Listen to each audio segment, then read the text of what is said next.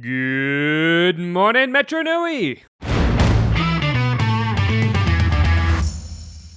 Welcome back to another episode of the Barraki Talk Show. We're your hosts, the Mielik brothers, Jacob, Samuel, Thomas, and we're glad you're joining us today as we talk our way through the weird and wondrous world of Bionicle.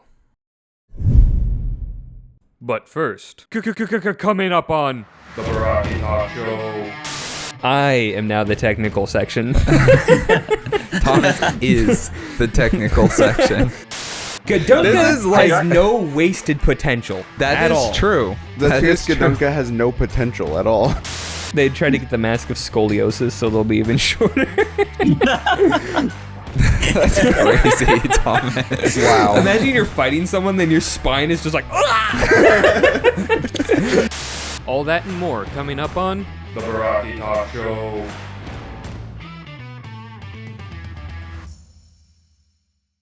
Deep in the black waters of the pit, a struggle for the fate of the universe took place.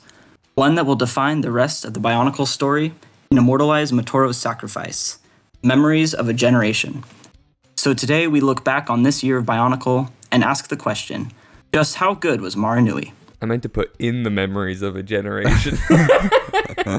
Oh well, it will work. Yeah. I really paused in the correct way to still make it at least understandable. Now we can just, anytime we're like in the middle of a sentence, we're like, memories of a generation. There's a long and storied history in the memories of a generation. Well, welcome our very special guest, Jathan Clayton the Newton. Oh, thank you so much for having me, I like Thomas. how Clay's the only person that we've revealed his full legal name. Yes, that is his full legal name. Type in Newthan Juthan Clayton. Next, you're going to tell them what part of Lithuania I'm from. But don't worry, they will not firebomb your house, okay? Probably. Oh, that's good. There's a 95% chance they will not firebomb your house. Actually, it's more like 85 to 15 ratio, yeah. Greg's like, as it should be. Have you noticed how many times we've corrected or commented directly on the intro right after reading We the do, intro? like, all the time. I know. I was like, it's actually kind of fun. Yeah.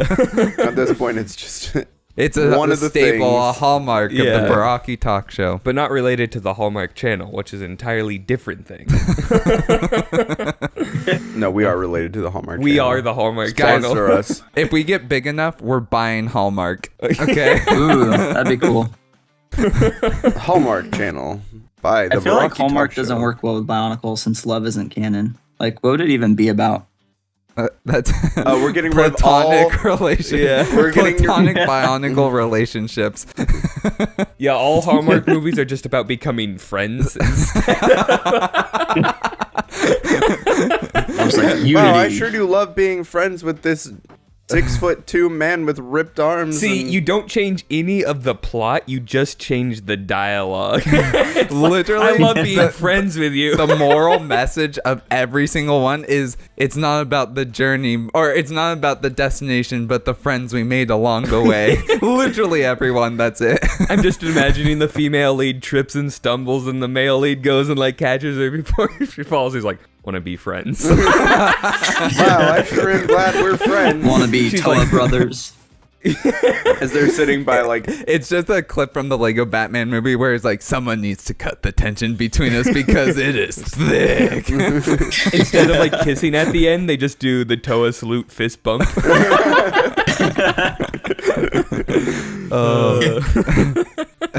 We're off to a great start Oh, yep. as usual. Yep. Speaking of great starts, do we want to recap Mahri Nui? Wow, that was a brilliant segue right there.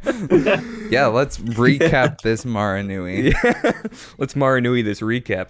Okay, so it started when the Toa defeated Vezon. When the Toa Inika defeated Vezon, and they almost got the Mask of Life, but then they dropped it, and it just flew away. It just got up and flew away. Which is so funny, because it's like, it doesn't fly by itself any other time, especially when it'd be useful, like against the Barraki.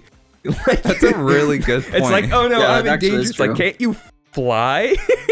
because it felt that its destiny had to, like, its destiny was not to get away from the Barraki at that moment, so it didn't need Yeah. to fly. It's like, That's I why. guess I'll die Thomas, here. remember the destiny is the catch-all here, okay? Like Yeah. if it It's like, why did this happen? if Destiny, it's not bro? its destiny, then it doesn't happen. Okay. I think the Mask of Life is just not fit at all. So I was like, oh shoot, I gotta run. And it's like, okay, never again. It's just exhausted. That's why it sank to the bottom of the ocean, because it was so tired and out of breath that it couldn't swim. Well, see, it couldn't catch its breath, thus it couldn't fly anymore. Because Because it's underwater. Oh, It's that not makes amphibious. sense. Yeah. Oh, yeah. Stupid mask. It could make others amphibious, but it couldn't make itself. Well, literally, yeah. Yeah, I guess that is true. So, it flew into the ocean, and then all the Tohonika are like, okay, I guess we have to go find it. But before they do, a Matoran swims up from nowhere and was like, there's a city under the sea, you gotta help us. And then he dies. Because he wasn't super smart. Is that the first time I think we talked about it, but was that the first time we see an on-screen Matoran death? Yes. Like a true, like we get heavy Like it's not implication. resurrected immediately. Yeah. But didn't Hakan Didn't the kick Baraka, one like, into kick the one into- volcano? One Yeah, one that's what I was fell gonna into say. the volcano. That's true. This was like the first. But like we literally see it. Yeah. Like it's not like implied, because who knows where that Matoran went when it fell into the volcano. Yeah, he was who a knows? Matoran, Yeah, bro. it's a real Maybe he was mystery. just lava surfing. But this one, he just like chokes Straight out, up dies on dies. Yeah. screen. They, like I think Blink his style. heart light actually goes Yeah, out. his heart right? light goes out. And So, like, bummer. yeah. And everyone treats it like that. They're like, oh man, that's sad. Whereas in the Matoran and the volcano, like they're not there for that. He's just whatever. It's like He's he was volcano expendable. fodder. Yeah. So it's, Baraka fodder. I it's the guess. first like tone shifting Matoran death. Yeah. So, then they're like, okay, there's a village under the ocean, and we got to go get the Mask of Light. Let's go under the water, yay! But then like, they have to go down the cord because Axon's like, if you just try to swim, you'll die because you can't breathe underwater, idiots. Also, it's super mutagenic, but I'm not going to tell you about that, even though I know it, right? Like Botar goes there constantly, presumably. Everyone keeps mutating as soon as he takes them. That's a Is fair Axon a point. Unless Drago? Botar just doesn't But he's tell withholding anyone. information.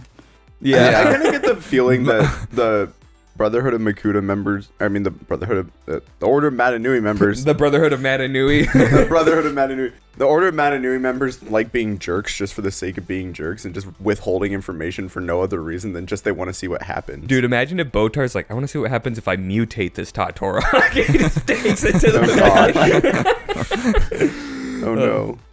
That'd actually be cool, like an amphibious Tatorok. Yeah, and then Brutaka's like, now let's put it into Metronui. Oh, that'd be funny. So, they go down the cord, which is the big old stone thing that connects Voyanui to Marunui, and it has a bunch of tunnels under or through it, right? So they're going down the cord, and they get attacked by Zyglek, but they're mostly fine. And then a 300-foot long venom eel breaks through the cord and dumps them all out into the water. They're like, oh no, what are we gonna do? And then the Mask of Life is like, and it turns them into the Toamari. This is a scientific retelling. So the venom eel just broke a small portion of the cord? Yeah, Like Yeah, just yeah. Specifically the part they were in? Okay. yeah, because they were on like a tunnel near the edge of it, so it just broke that little layer. There are actually Okay. interesting things that I just realized, like the coincidence that the cord is full of tunnels that perfectly go down to the bottom of it. Like Destiny, you might bro. expect like air pockets to be in there, so it's like, yeah, there would be caverns and stuff, but like a literal continuous tunnel all the way down. Multiple continuous Yeah, tunnels. true. And then also, I feel as though if the entire weight of Voyanui is resting on this cord, like taking out any... Voyanui floats naturally. Oh, it does? Yeah, Then because it why floated did before the cord existed. Okay, my bad. I had that question because I was like, oh, at first I assumed the cord was formed like when Voyanui was shot up. Like, I was like, because it's hardened lava, right? That's what the Yeah. cord is. And so I was like, oh, I guess when it was shooting up, the lava from that like then solidified and kept it in place. And then I was reading about it, I was like, oh, it formed like around the time that Mahri Nui formed. So So then I was very Yeah, confused. because presumably Mahri Nui, like It's the what formed the lava, core. since Mahri Nui was made from the the- overflow of the lava to begin with, that when Mahri Nui broke off, the lava was still flowing and just kind of followed it, was dragged in Yeah. its wake. Which I always thought, like you did, Clay, that it was created on the way up, and that's what held Voyanui there. Like, held it Yeah. above the surface and held it in place. Yeah. That's what I thought for the longest time, too, until I went over it and I was like, nope, this is just how it is. That's fair. Why does giant chunk of, like, a massive chunk of stone just float? Who knows? Because- Greg's like, I'm not a physicist. Okay. Stones famously float, right? It was because of the energies in the water. There you go. Because you've already kind of touched on, like, where is this lava coming from, this volcano, anyway, right? Yeah, the lava comes from the volcano. But, yeah. Or, like, where does Because the lava Voyanui come from? is so deep, presumably that's where all the lava is. But that's also where all the tunnels are. So I'm like, how much lava is underneath Mount Volmai and how many tunnels are underneath it? Well, and it's interesting to think, like, how lava actually forms in real life. Like, what is heating up the lava, allowing it to have a continuous flow? And it's like, okay, when it was on Cardanui, it kind of makes sense because there would be a lot of energy in Cardanui. It's like there could be excess heat, especially emanating from Cardanui itself. So it's like it wouldn't be unreasonable. It might be a stretch to assume that there would be a lava, like a volcano above the surface of Cardanui. But after it's completely separated from it and sitting in presumably fairly cold water, it's like, no, it's still just going. I mean, it It's is a slowly getting colder. That is right? true. That but is also, true. like, presumably it would go colder sooner than 1,000 years, Yeah. right? No, the tectonic plates of Voyanui are just going They're ham over constantly. there. Anyway, so they go down into Mahri Nui now that they're transformed. Hyuki one-shots the Venom Eel, by the way, with his new mask. He instantly gets a new mask, instantly one-shots the Venom Eel. It's like, this may be a He little didn't tie it into a overpowered. knot with his mask. Yeah, Is that the one he does tie into a knot? I think so. Ooh. I thought that was Oh, I later. thought that was a different one. I was Yeah, just I making thought- a joke. I thought that was later, like a smaller eel. You're right. Yeah, he ties a smaller one. He thinks about doing it to the 300 Venom Eel when they fight it again. Oh, okay. Okay. Which I'm like, Got that's it. crazy. Yeah, this one he just sends to the bottom of the ocean. Yeah. So Fair enough. then they're like, okay. And they go to the village of Mahri Nui, and they find that it's under siege by ancient warlords called the Barraki, who have massive armies of sea creatures. Who are they? Now, you may have heard of the Barraki. They're kind of like the Paraka in that they have a K in their name, and an A, and an R. So they're actually exactly like the Paraka with no differences. They had the same colors, too. There's also an eye there somewhere, right? I think. Paraka. Oh, yeah, Barraki. you're right. I thought Thomas said the I, so I wasn't paying attention. Nope. I was like, oh, you covered them They have all. basically all the same letters. And a B and a We know our P, if you letters. just twist it around. If you just cut off the bottom bump of the B, you get a P. I was thinking lowercase b. I was like, Thomas you looks can at the just proper name of flip it. Barraki and he's like, lowercase b. Lowercase G Well- Greg is like the Barraki. Yeah. And the Barraki, they want to use the Mask of Life to turn back into air breathers so that they can go and continue conquering the universe. Now, this plan has two slight flaws. First, that they can't use the Mask of Life without being cursed, so they have to wait for it to just naturally break apart in the waters of the pit, and then crowd around it and hope the excess life energy turns them into water breathers. Because these guys are desperate as all get out. And second, even if they do go back into the universe, their armies are only composed of water-based creatures, so it's like that's not going to be super useful. And the organization that beat them the first time is not only more powerful, but extremely active. So it's like, I don't think you have much of a chance even if you do succeed. Very evil. Like Yeah. they have no qualms about killing at this point. So Yeah. it's like the first time around you may have survived. This time they're just gonna I completely mean, they only survived annihilate because you. Botar is like, infinite life in prison is worse than death. Yeah, I guess. Imagine they go back in the universe and then Botar instantly teleports them all back to the pit. Like, dang it. It's like an RPG where you have to like restart from the beginning. Was their plan like once they get the Mask of Life to go to the surface of the water, or were they just like, oh, we'll turn into air breathers at the actual bottom of the ocean? Like, what was the They didn't really plan think there? that far ahead. Okay. I don't think this plan was really well thought They out. are grasping at straws of anything they can use to try and regain their former glory. Like I mean, it's been like 100,000 years since they were able to do anything, so I can understand That's the true. desperation. But it does That's make me fair. question why any of their mind stats are above 8.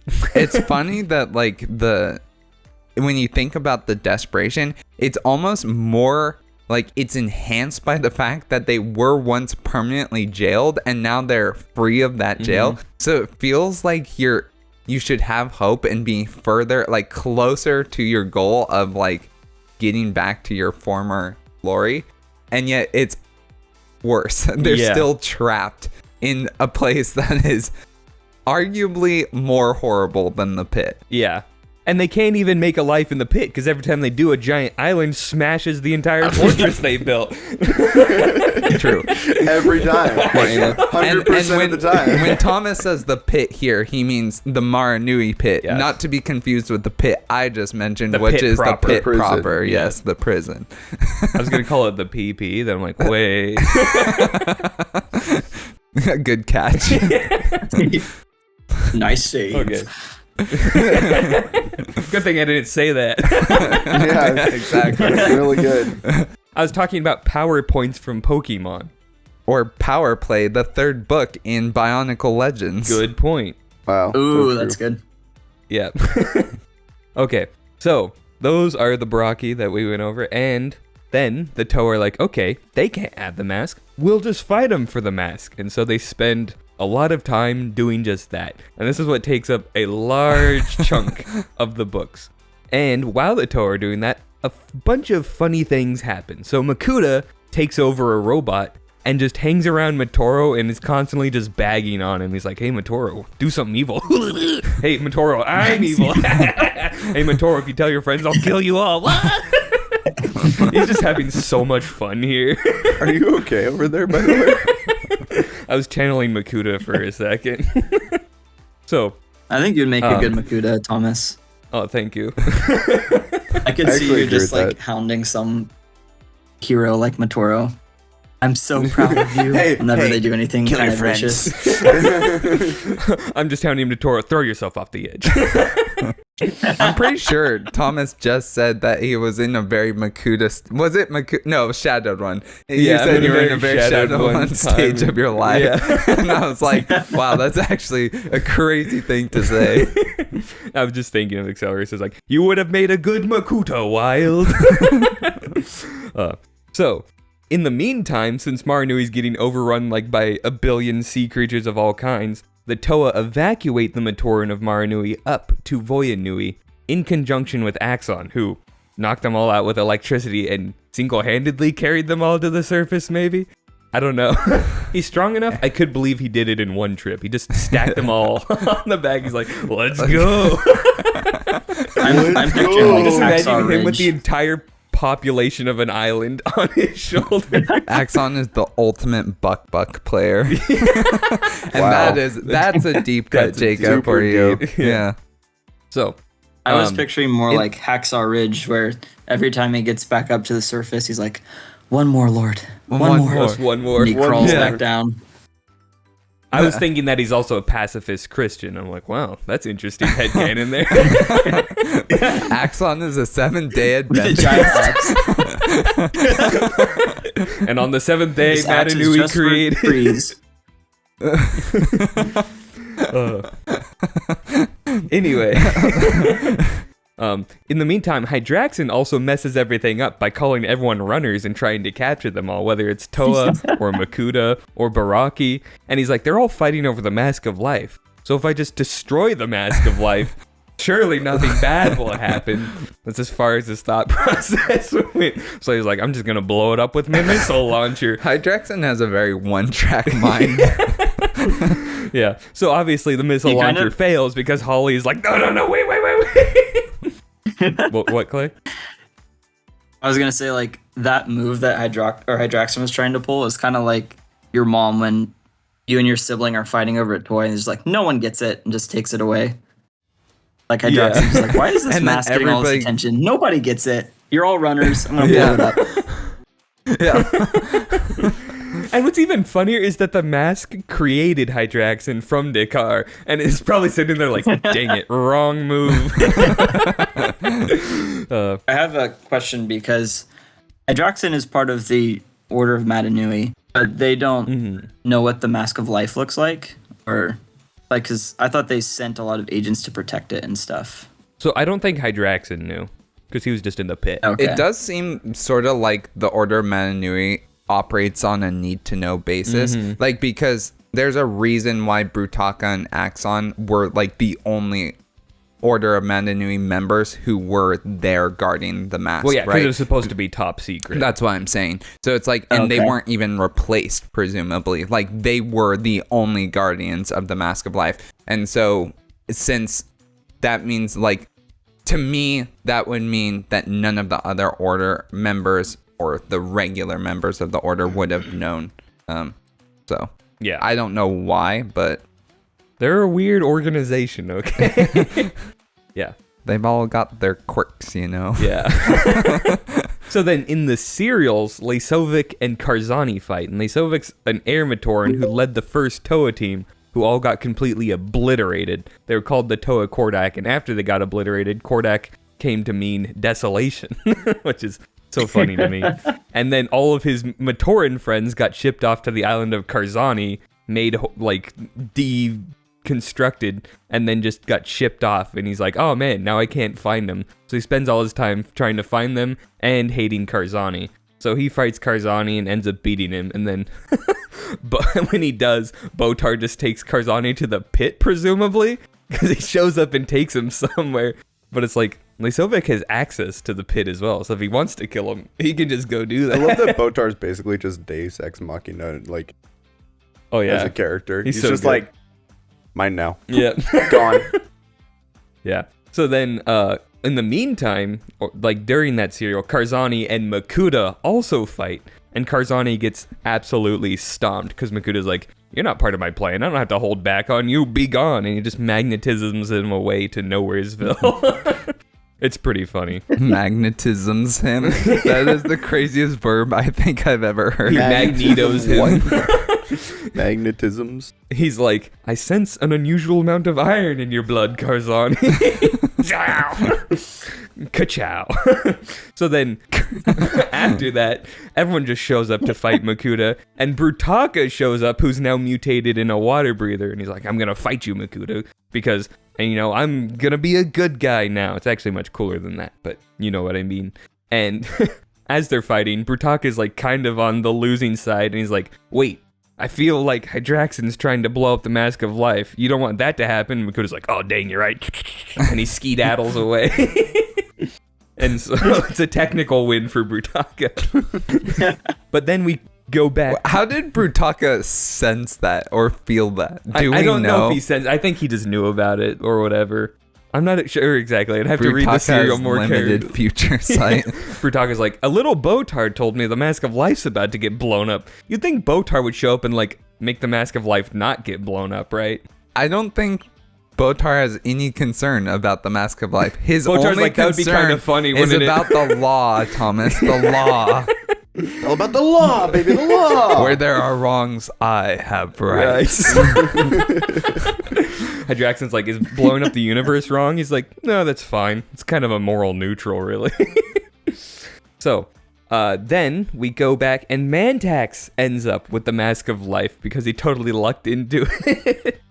And so he's like, okay, all you Barraki, you're going to come to me and we're going to make a bargain, okay? And he has like a life drain aura, so no one can really get close to him, which is why he's able to make such demands. And so all the Barraki convene. And Mantax is like, I'll let you share in the Mask of Life's power if you reveal who the traitor is. And then they're all like, who could be the traitor? And then Takadox is immediately revealed to be the traitor and tries to kill everyone. Because it's so funny. And he does this with a rain of boulders that causes an avalanche that also carries Maximus and Hydraxon down onto the thing, and then the Toa show up. So literally everyone is here. And Gadunka, I think, also shows up as well.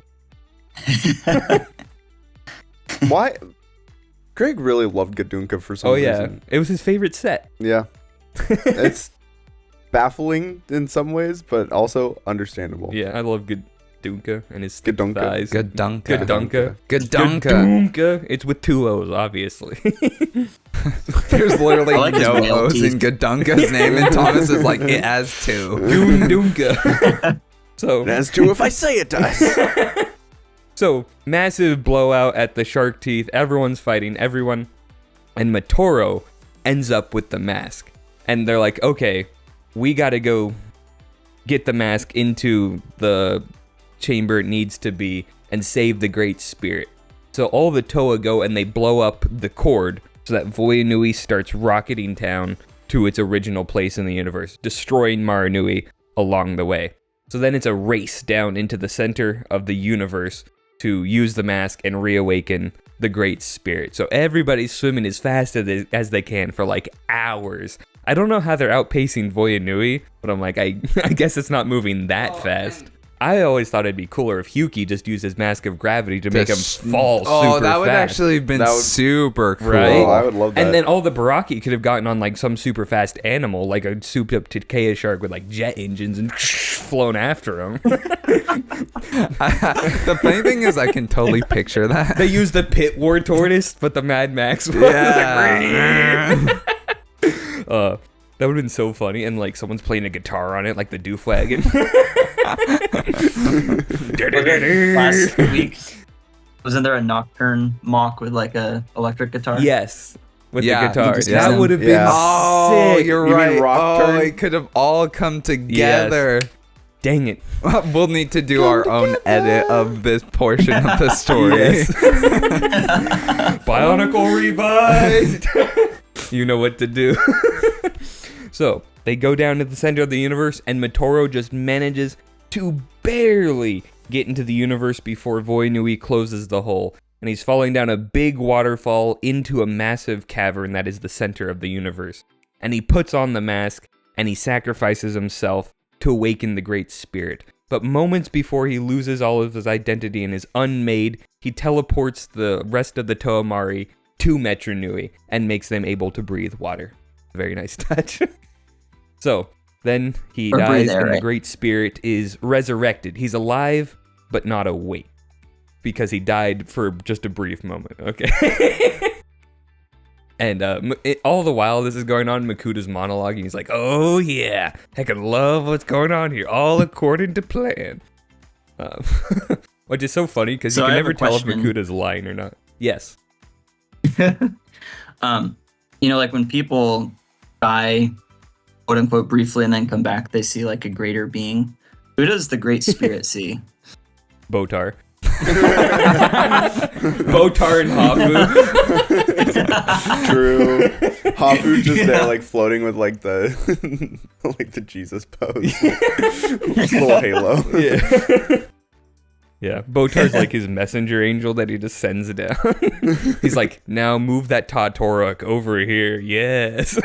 Man, wouldn't that be crazy? So you know how that one Matoran is that one sort of being? Like, imagine if Hafu was actually like the literal god of the universe. Yes. Him looking at the entire universe, another Hafu, Hafu original. I was just gonna say that. It's Gosh, like dang the Ohio meme, you know, with the astronauts. It's like, it's always been it's all a Hafu original. It always has been. All right, Samuel, you know what to do. Yeah, I'll see if I can do it. Yep. Okay. So then they're like, okay, now we need to go wake up the Great Spirit. And they're like, if only there was a Toa team whose destiny was to do exactly that. Everybody side-eyes the Toa Nuva at the same time.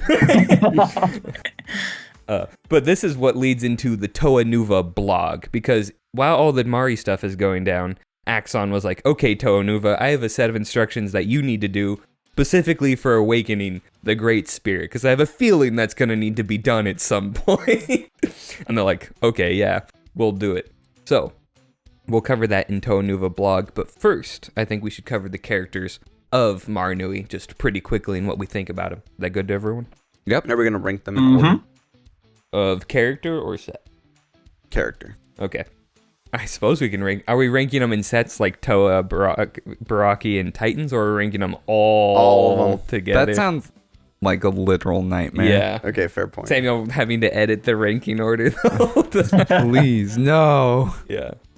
So, we have the Toa, and in Mahri, Jala is not as interesting, but he does have some really nice moments, especially with Motoro at the end, and I just thought it was pretty good, but he's not, like, stand out to me. Well, yeah, because he kind of gets sidelined for Motoro in this wave. Yeah. But, I mean, it's hard because it's like he did get a good chance to shine in Anika, and he was a good character there, so I don't feel disappointed necessarily, but it still feels like he should have had a little bit more. Yeah, because essentially all the good stuff about the Toa is just what cool moments they had in Downfall. Because Prisoners of the Pit, I've been over this, not a fan. So he doesn't have as many cool moments in Downfall. Holly, though, gets the long end of the stick because she gets so much to do, and she's in a new and interesting environment that impacts her character. Okay, this is way more interesting. And she has the coolest design of all the Mahri. Sorry, not sorry. Get wrecked, New Peru lovers. Poor New Peru. Yeah. Speaking of New Peru, bro gets the short end of the stick. He gets the short end of the short stick. Yeah. Let's be honest. Like, he got no character and worse design. So it's like... I'm still so mad at how bad they fumbled New Peru. Because... you take a character that has one of the most interesting possible premises, like engineer, and then you just do literally nothing with like, it. what if he was a scuba diver who turned invisible? I actually cannot even think of a single line that New Peru spoke in the books.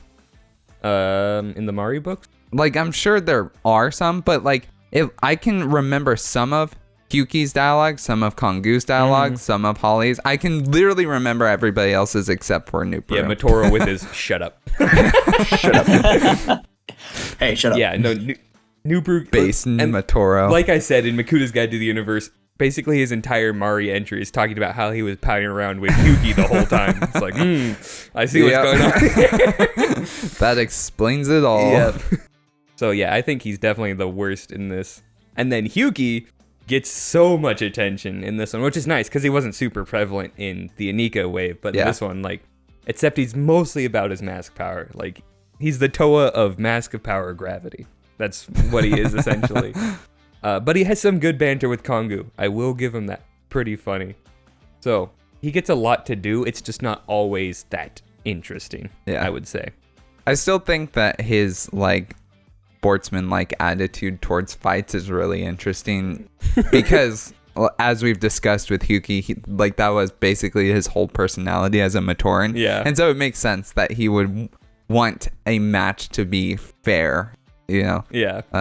Even though it leads him to make really dumb decisions. I'm gonna fight Gudunko without mine. And without my elemental powers even. He's just going hand to hand with it. It's like, you do you, bro, I guess. But then we come to Kongu, who I feel was such a huge missed opportunity. Air in an underwater environment. It's like, you could have done so much, but you did so little. But at least we get to explain more of like his personality and his outlook on life. But it just feels, I don't know, a little shallow compared to what it easily could have been. So he doesn't have the sauce, I'm afraid. But he does have two hands. He didn't get lost in the sauce. He just lost the sauce. Yeah. Where's the lamb sauce? And then, of course, we have Motoro, who, do you guys want to take it? What do you think about Motoro? I mean, he obviously gets a lot of attention, and he's very important. It's kind of weird because he almost gets sidelined in a way by just being stuck with Makuta, but there's so much interesting interaction with them that it's like, it's not really sidelining him, it's just not how we expect the Toa's story to go, right? Like they're usually, trying to solve problems and be fighters, and Motoro's just like over here having to deal with the crazy maniacal Makuta, right? Yeah. So it's like, but as far as his character goes, I think it's handled well. I think it's fun to see him contrasted with Makuta that whole time, and to see him grow into he's understanding even more along the way the severity of the situation, and so then ultimately a sacrifice is understandable why he could justify it. Yeah. And so I think Motoro is good. Yeah. And he has so much sass for some reason. And he really does. And for like an outside loner character who knows they're going to be sacrificed, you'd think it'd be a lot more somber, but he's just like, he's so at peace with it that he becomes extra sassy. It's like, oh, that's actually a fun way to take it. I wouldn't have thought about that. I'm pretty biased towards Motoro because he was the very first Bionicle set that I bought with my own money, like when I was little, like saving up for him. And then when I found, and that was like before I really knew the story. So then when I found out that he was one of the main heroes, I was like, oh boy. Yeah. So yeah, I just love Motoro so much. Like, yeah, I think his sacrifice is cool. And also he's just so funny in those books, just his banter with Makuta. Yeah, because he definitely holds his own banter-wise, which is crazy to do against Makuta, especially when Makuta's holding like all of the cards, like from a social standpoint. So I'm like, yeah, I think he's great. Definitely is at his best here. He's a good character who's at his best. Oh, neato burrito. So are we ranking the Toa individually, like from best to worst, or are we not ranking? We're ranking him. Jacob really wants to rank him, so let's rank him. I think Motoro number 1. Yeah. So this is character-wise, right? Like not set? Character-wise. Character. Motoro, obviously number 1. Holly number 2. Probably. Yeah.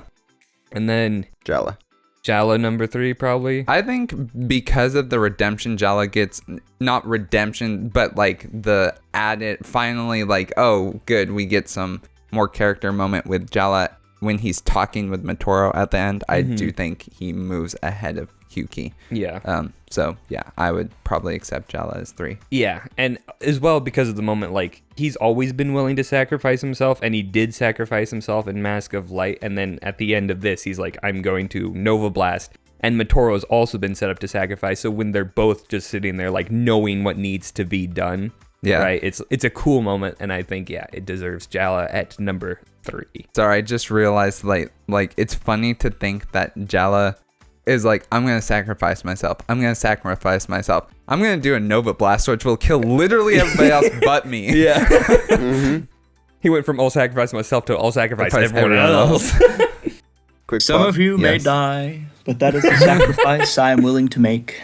He's like, I already died once, okay? Let's see if you guys get resurrected. Talking to him was like, all these masks need life, little ones. Dang. Actually, that's really interesting to think about, too. Jala and Motoro both died once prior to this moment. Motoro died? Yeah. Oh, yeah, you're right. He got obliterated, and then you're right. Chamber of so they were tied life or whatever, and zapped him. Yeah. That's Those funny. guys just have death wish, I guess. Yeah. What were you gonna say? So did that like actually kill him? Yeah. I think Like that's that chamber, like the literally actually implication. killed him. Yeah. Mm-hmm. Okay. See, that's why I always thought that Jala, when he was doing his Nova Blast, killed himself too. Mm-hmm. When in the comic, that's what it seemed like. Yeah. Like he was making this grand sacrifice. I think the Nova Blast thing was retconned later to not actually. I mean, that's have the Toa consistent die. with how we've seen excess elemental energy used, like when Vakama absorbed the fire spirit and then he like shot it out and obliterated like miles of stone. Like he didn't hurt himself, just hurt everything around him. So if a Nova Blast works on the same principle, only the one doing it is fine.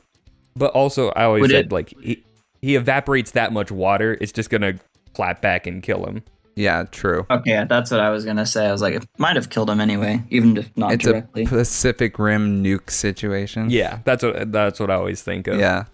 Well, I also think like you have to consider how close he is to his friends too. So it is a sacrifice. Like he's not taking the lives of his friends flippantly. It's not True, like yeah. and also not only is he not taking their lives flippantly, but his connection to them, right? Like he's going to lose all of his friends.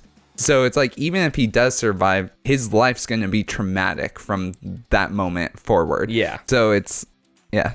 Anyway. Yeah, no, it's good. It's a lot to think about, which is more than we can say for probably number 4, Hyuki, I would imagine. Yeah.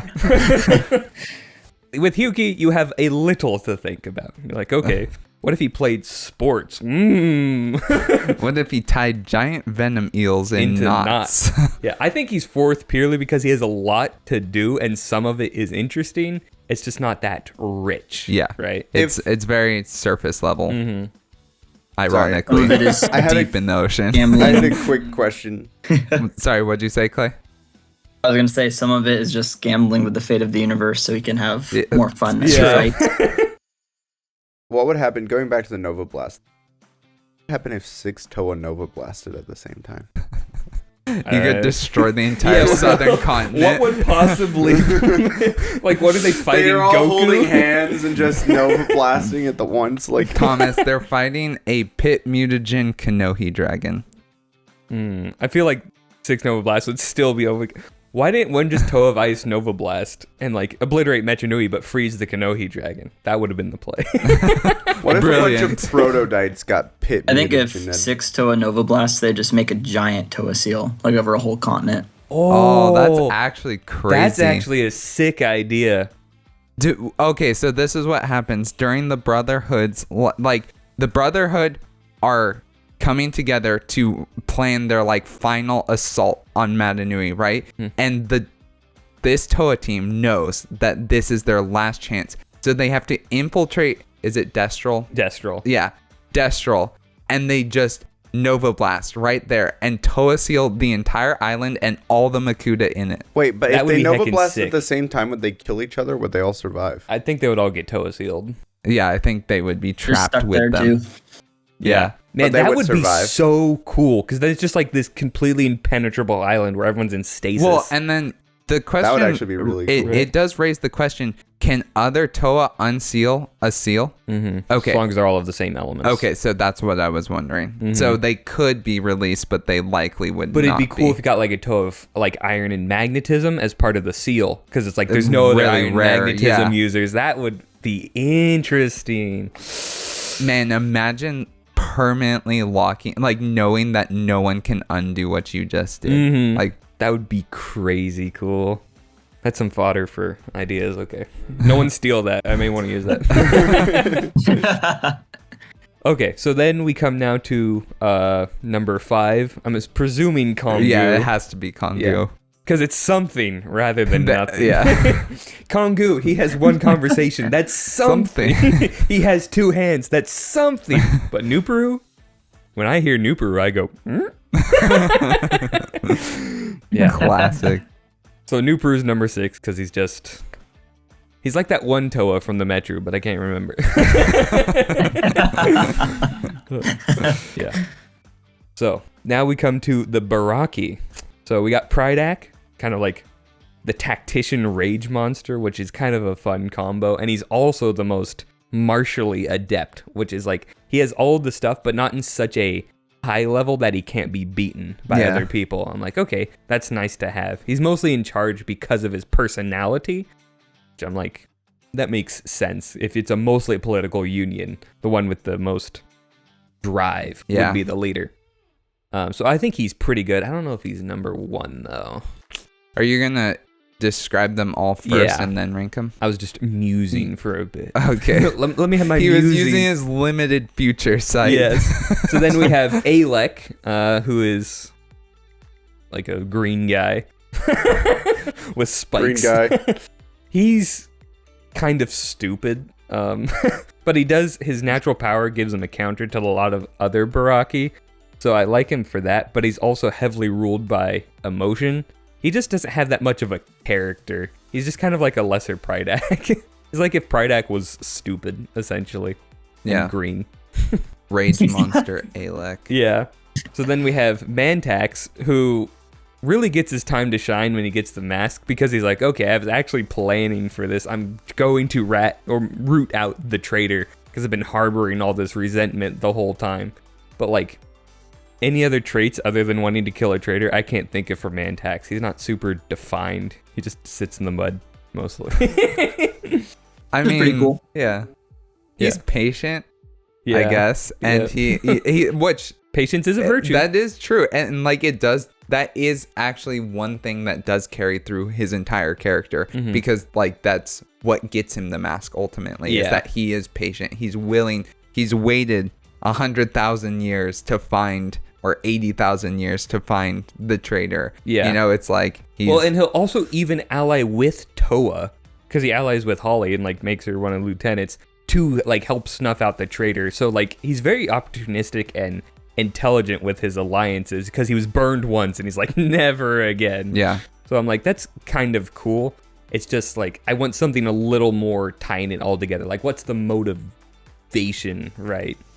So, and then we have Karapar, the absolute best character, who's a sleeper genius, and he's also incredibly strong, busted stat-wise, and he's just so fun to watch. I love Karapar.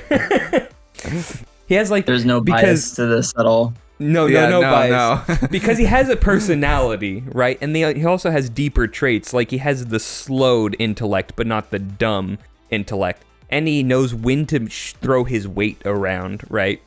And who he can beat in fights. So he's tactical and in that sense. And he's also the one who sends his armies to occupy the airfields, because he's like, this is the one way we can completely control the Matoran. Yep. Right. So it's like everything he does is absolute perfection. And he never gets beaten in the story. So Thomas is like the world's biggest Karapar fanboy. yeah. Dude, read the books. Karapar, You will more love like Karapar as much as The I only do. person that Perfect. Thomas loves more than Karapar is Kreka Well, and Botar. and Botar. Kreka just upscales off Karapar, sadly. Explain how Kreka upscales off Karapar. Because he tied a Makuta, and Karapar would theoretically lose to a Makuta. Theoretically. I like how the Kreka upscales have gotten more and more theoretical as time has gone on. They started I pretty was gonna say, theoretical. Well, the funny part is that he's been dead now for how many waves? He's not dead in our hearts or in the he's not power de- scaling community. He's also not dead in Makuta's soul. Oh. True.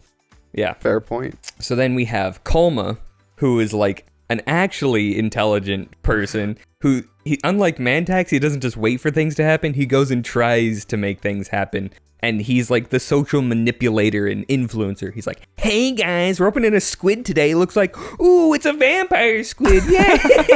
Is that how Kalma sounds? Yes. It's a very high-pitched voice.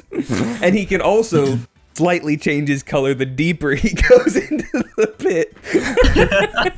That's my favorite trait about Kalma. Brilliant. Yeah. What were you saying, Clay?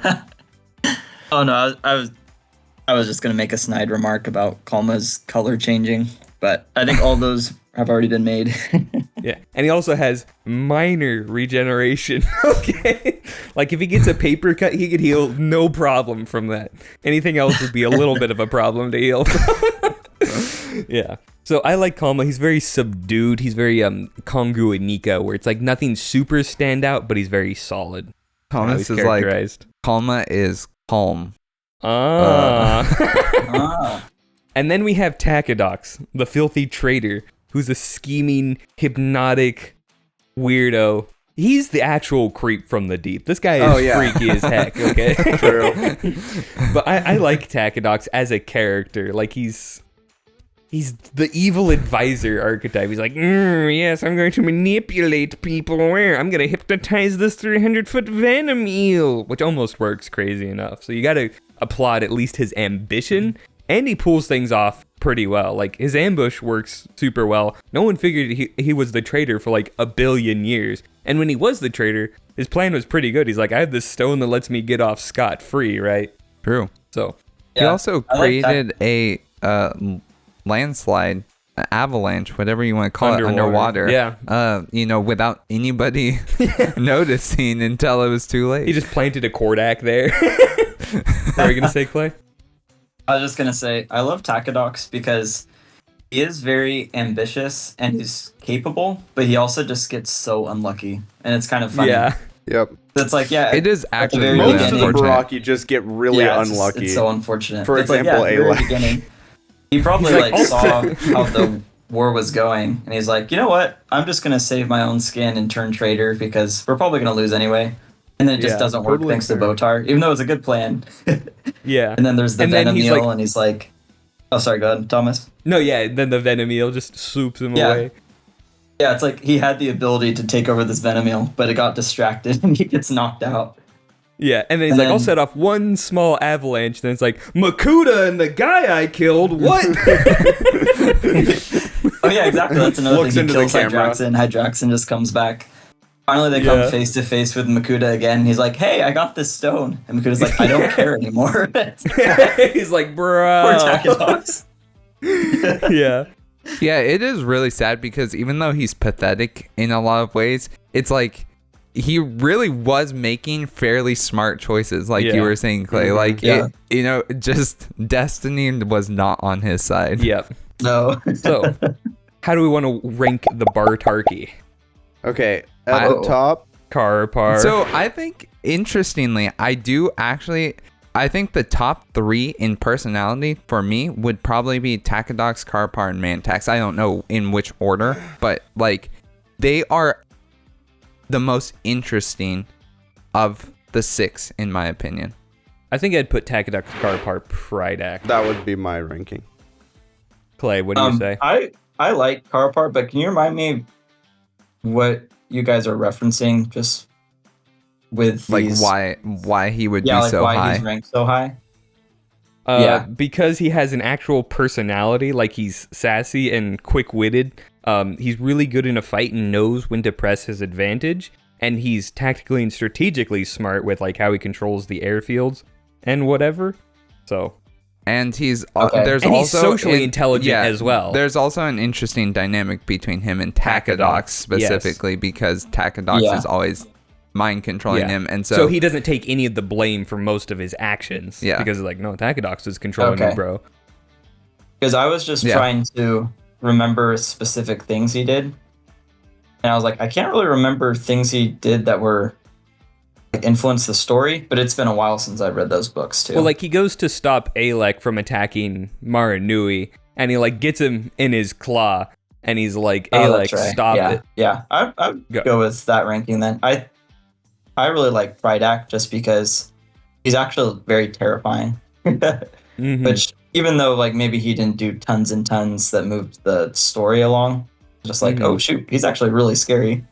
Yeah, like when he's in the cave with the Matoran, and he just throws Sarda out, and he's like, Yeah. the next one's gonna be in 2 minutes, okay, better start talking. It's like, that's pretty spooky, actually. Yeah. If only Sarda had actually died. yeah.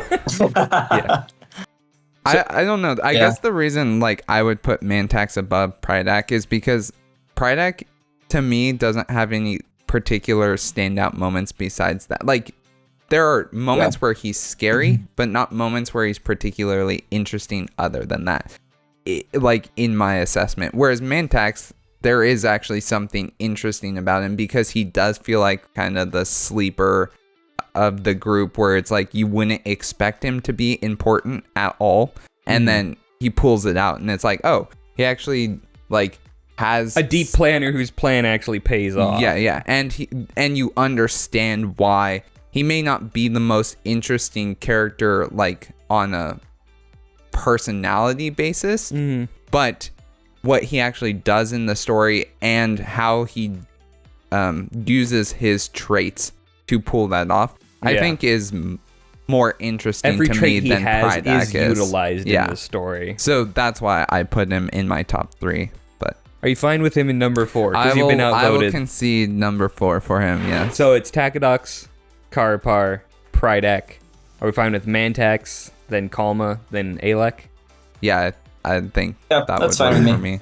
Yeah. Okay. Yeah, I'm okay with that. I could also switch Mantax into the top 3 and have Karpar not be. But I'm totally fine with that ranking too. Okay. You better be fine with that, How do boy. you feel about your character being at the bottom?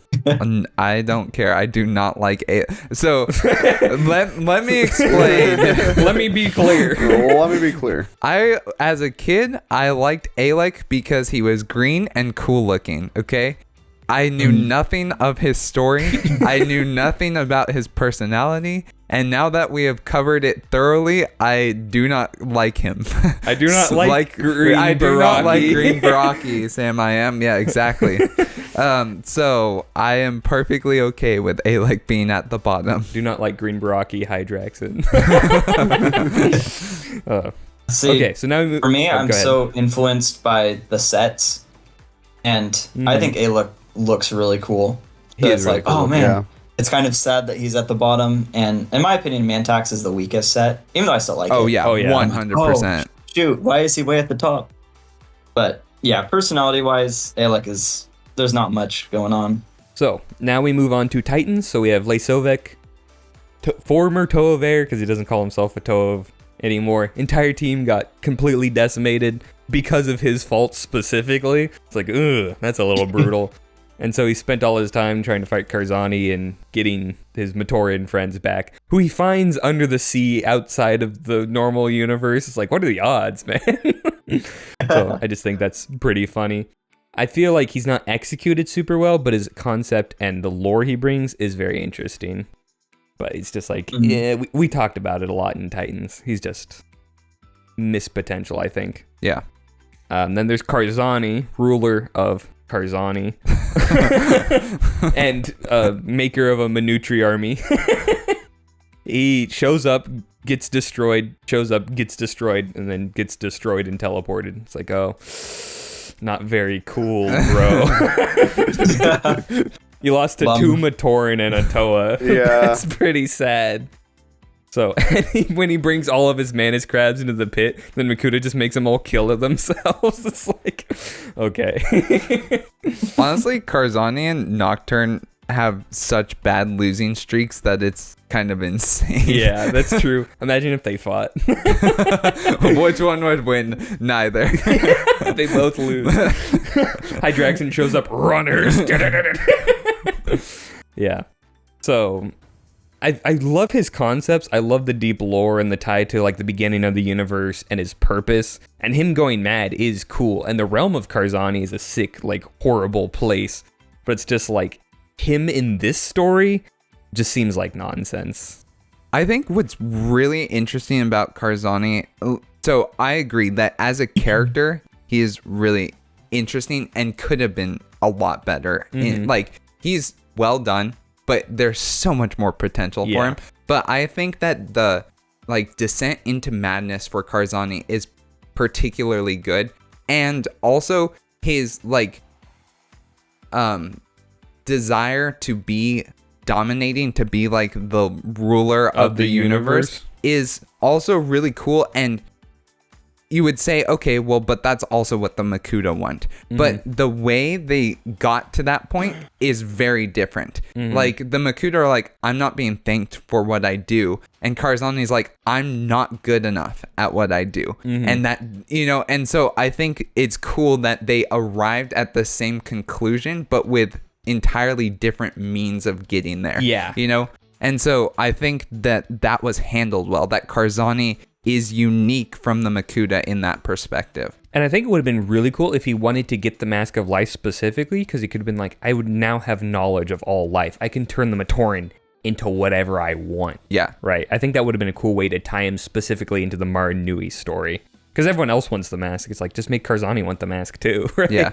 It's just weird that, I totally agree. It's weird that he shows up here of all places. Yeah, he's like, I'm going to conquer the universe from here. It's like, you're not even in the universe, bro. Yeah. Yeah, it's weird. So then there's Maxilis / Makuta. So Maxilis is just a robot dude. That's whatever. He But has no personality as far as we know. Makuta's a little cool. I'll give him that, you know. A slight bit important. Has some events, you know. I don't think we need to talk about Makuta much. But how do we want to rate him as one of the Titans of this year? I don't think it's even fair to put him in this ranking. We'll just put him out of there. He's gone. But Spinax can stay. We'll rate Spinax as his own Okay, Titan. then in that case, top Yeah, S tier.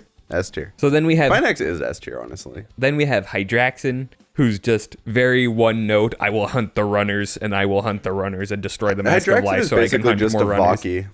Yeah, honestly, he's a Vaki with less personality, which is crazy. Dude, imagine he teams up with a bunch of Bordok, and he's like, finally, I caught the run, and the Bordok's like, just lets him go, and he's like, what the heck are you doing?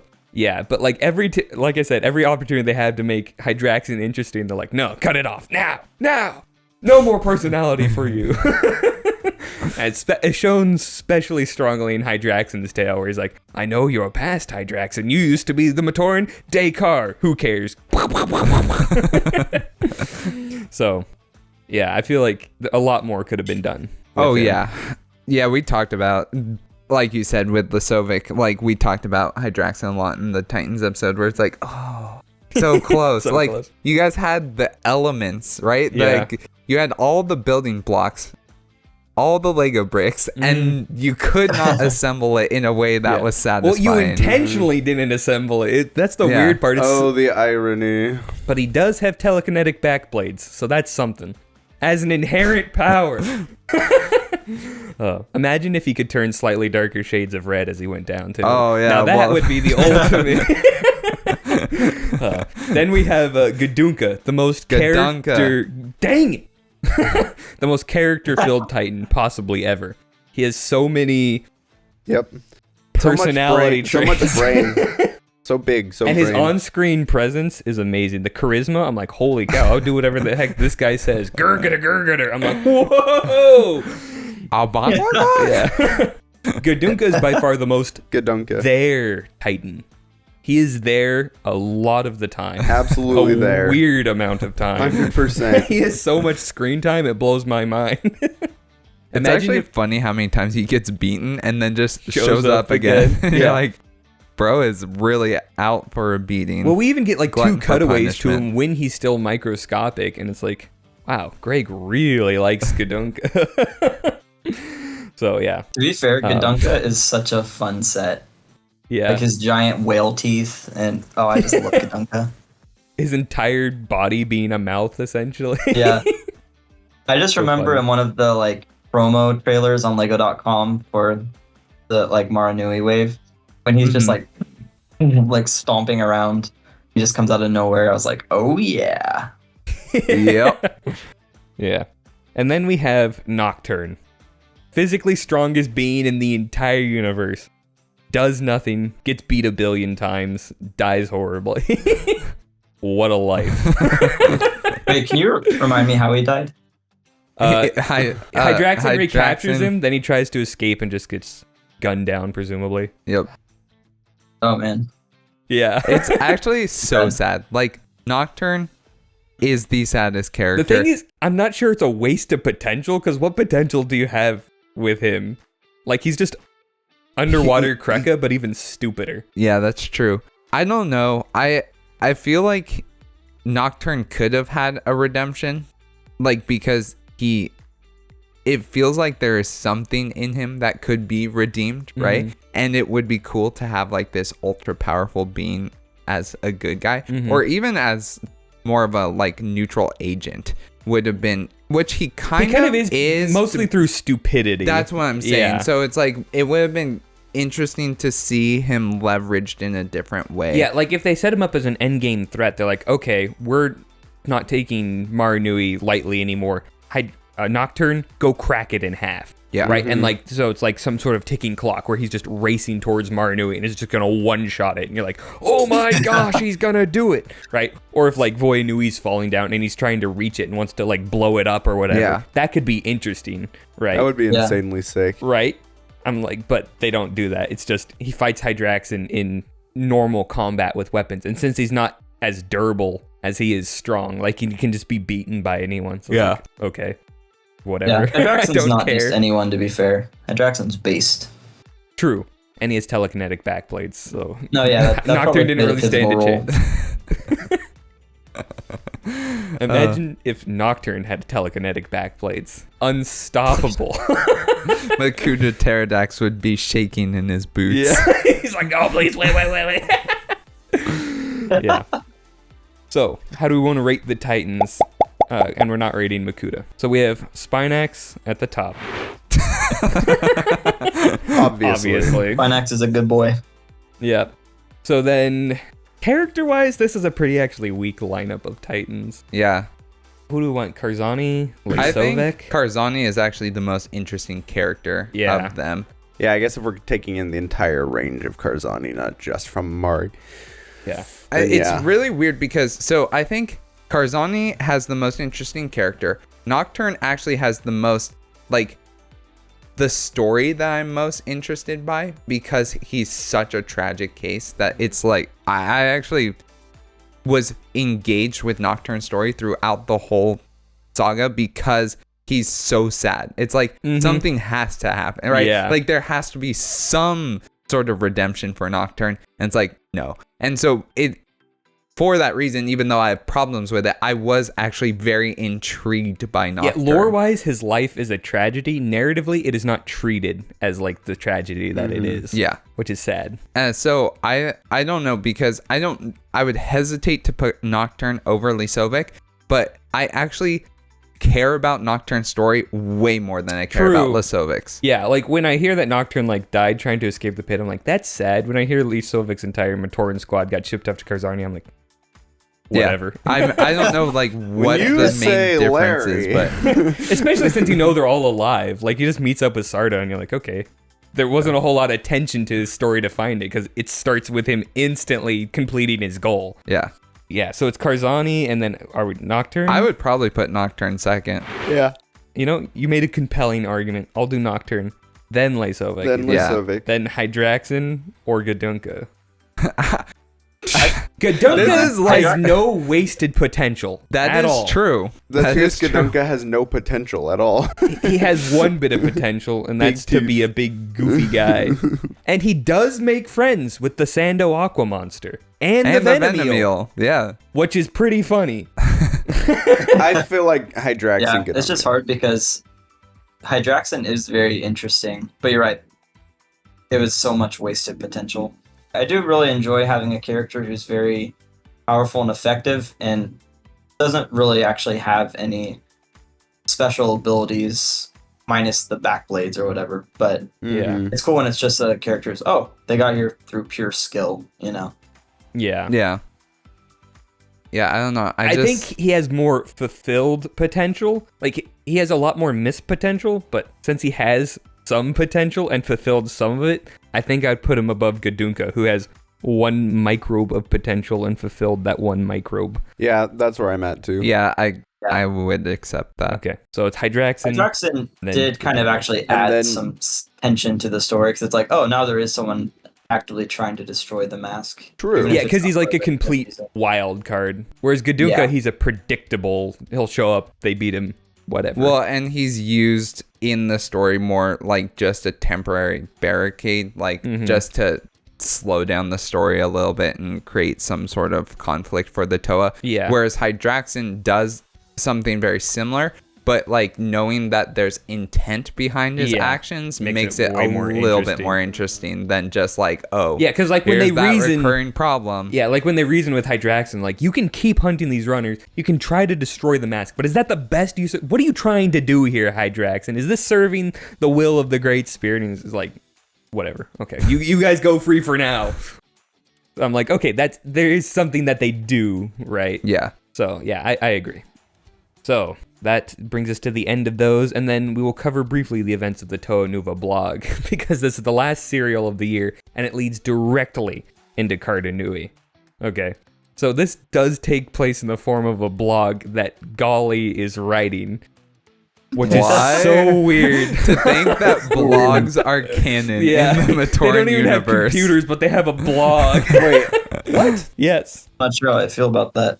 Why do I not remember that? What? You don't remember Toa Nuva blog being a blog?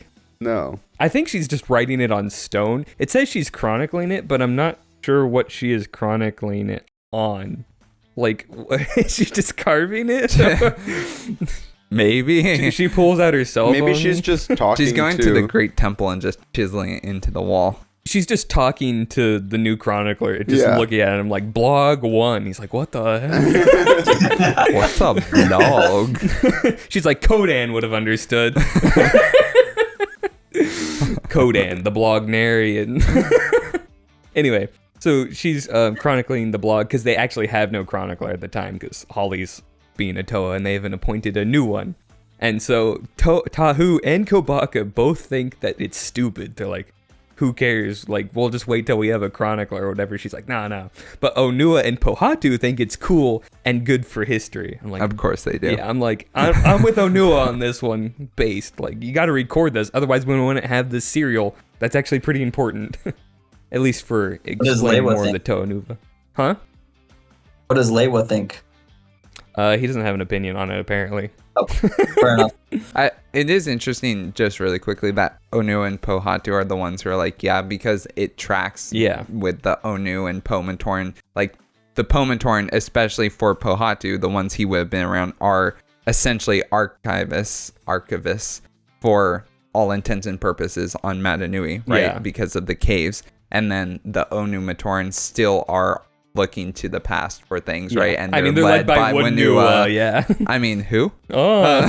No, Turaga Wunua, we know him. Okay, Yeah. What his life as a Toa is a complete mystery. What could it have been?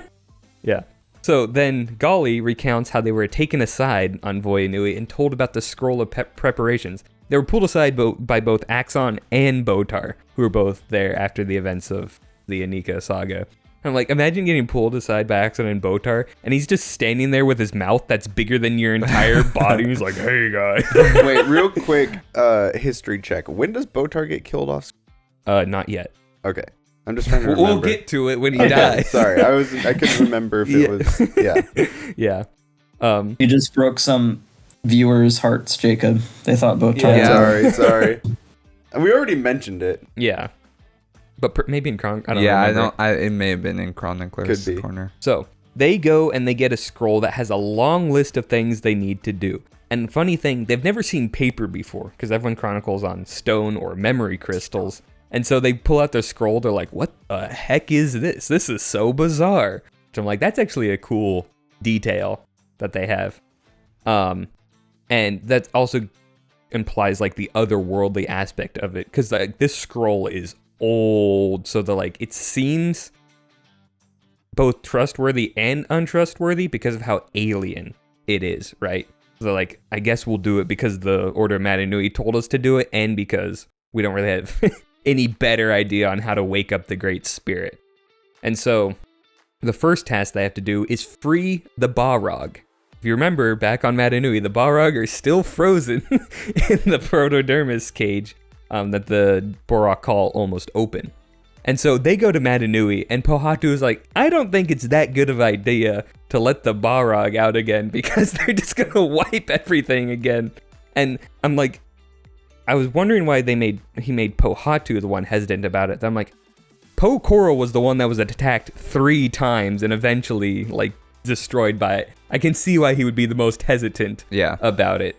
But everyone is like, no, we're going to do it anyway, we're going to trust it. And so they release him, and all of Mata Nui is pretty much completely flattened. It's and they even comment that it's really sad, watching this. I'm like, it is sad.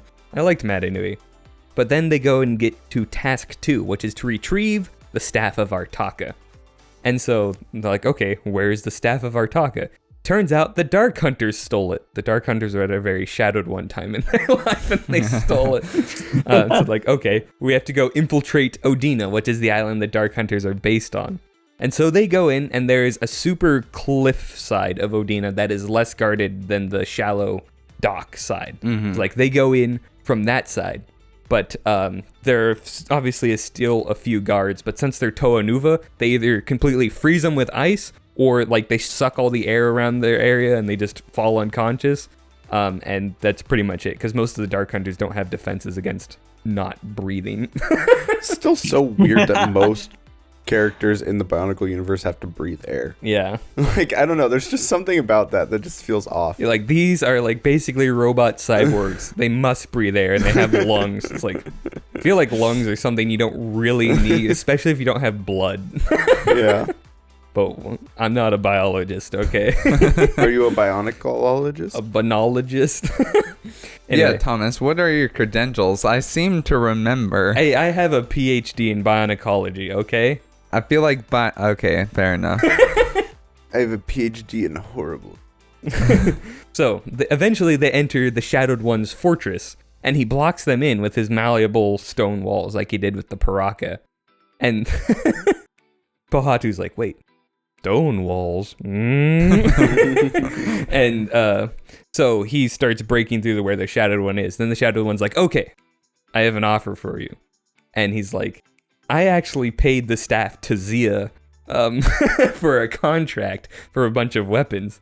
But I'll tell you where it most likely is on Zia if you kill Rudaka in the process. Because she's a traitor. She's a double agent for the Brotherhood of Makuta.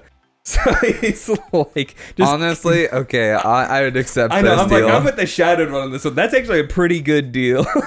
A dang fine deal.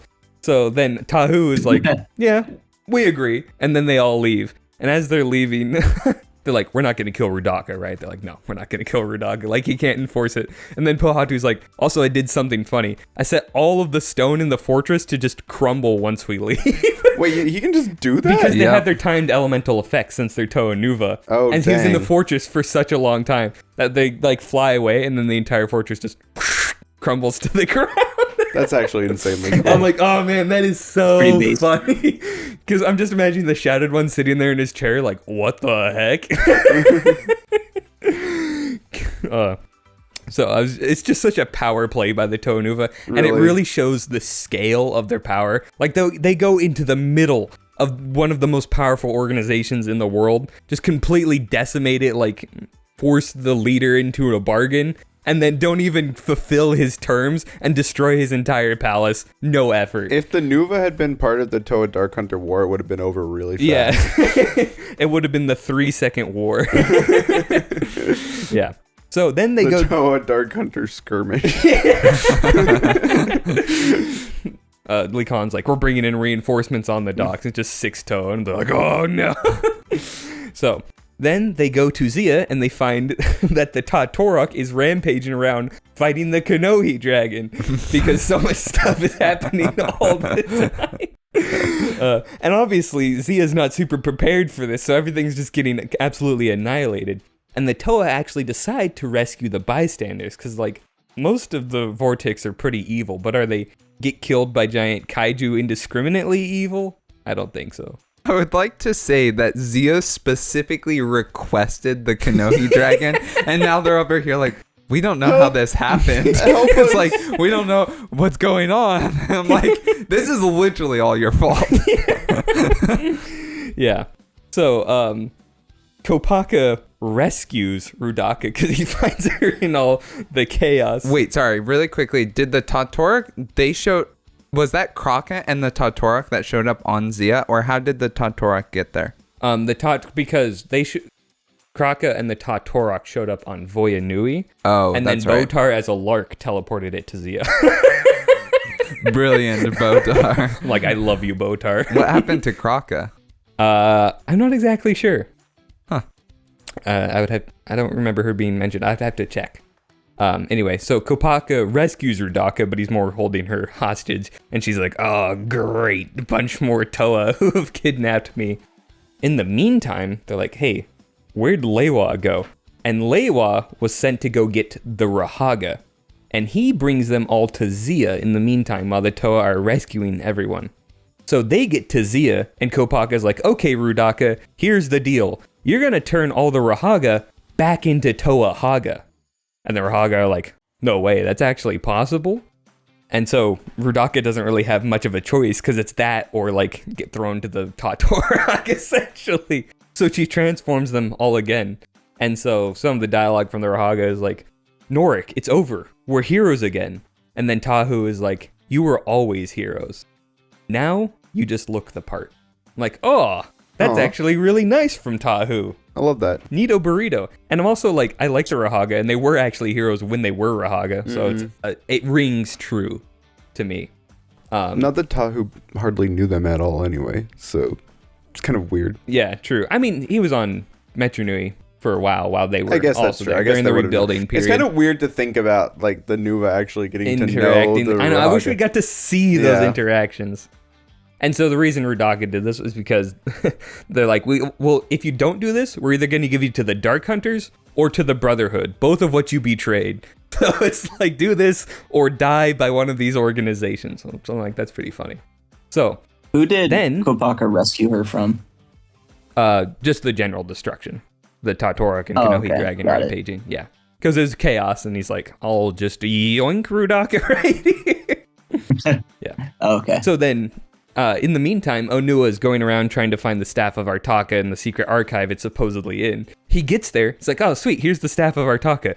Makuta Icarax teleports straight in and like blasts him with power, grabs the staff, and teleports away. I'm like, the timing on that is impeccable. Like, holy cow.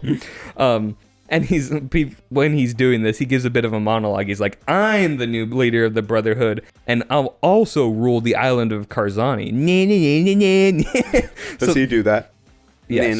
Yes, he does. So then he teleports away. And so the Toa Nuva are like, okay, we need to go stop this guy, because obviously he's an unhinged, super powerful maniac. So they leave the Toa Haga to deal with Zia, and they go after Icarax. And Tahu actually has a pretty cool line here. He says, we need that staff, and we're going to have it, even if we have to tear it from a Makuta's dead hands. I'm like, ooh, them's fighting words. Are you really going to kill a Makuta? It's like, they will actually try. And the literal next line, so that was like the end of one of the entries. Then the literal next line is, I stand amidst the bodies of my friends and teammates, not knowing if they're alive or dead. So I'm like, obviously this plan didn't go super well.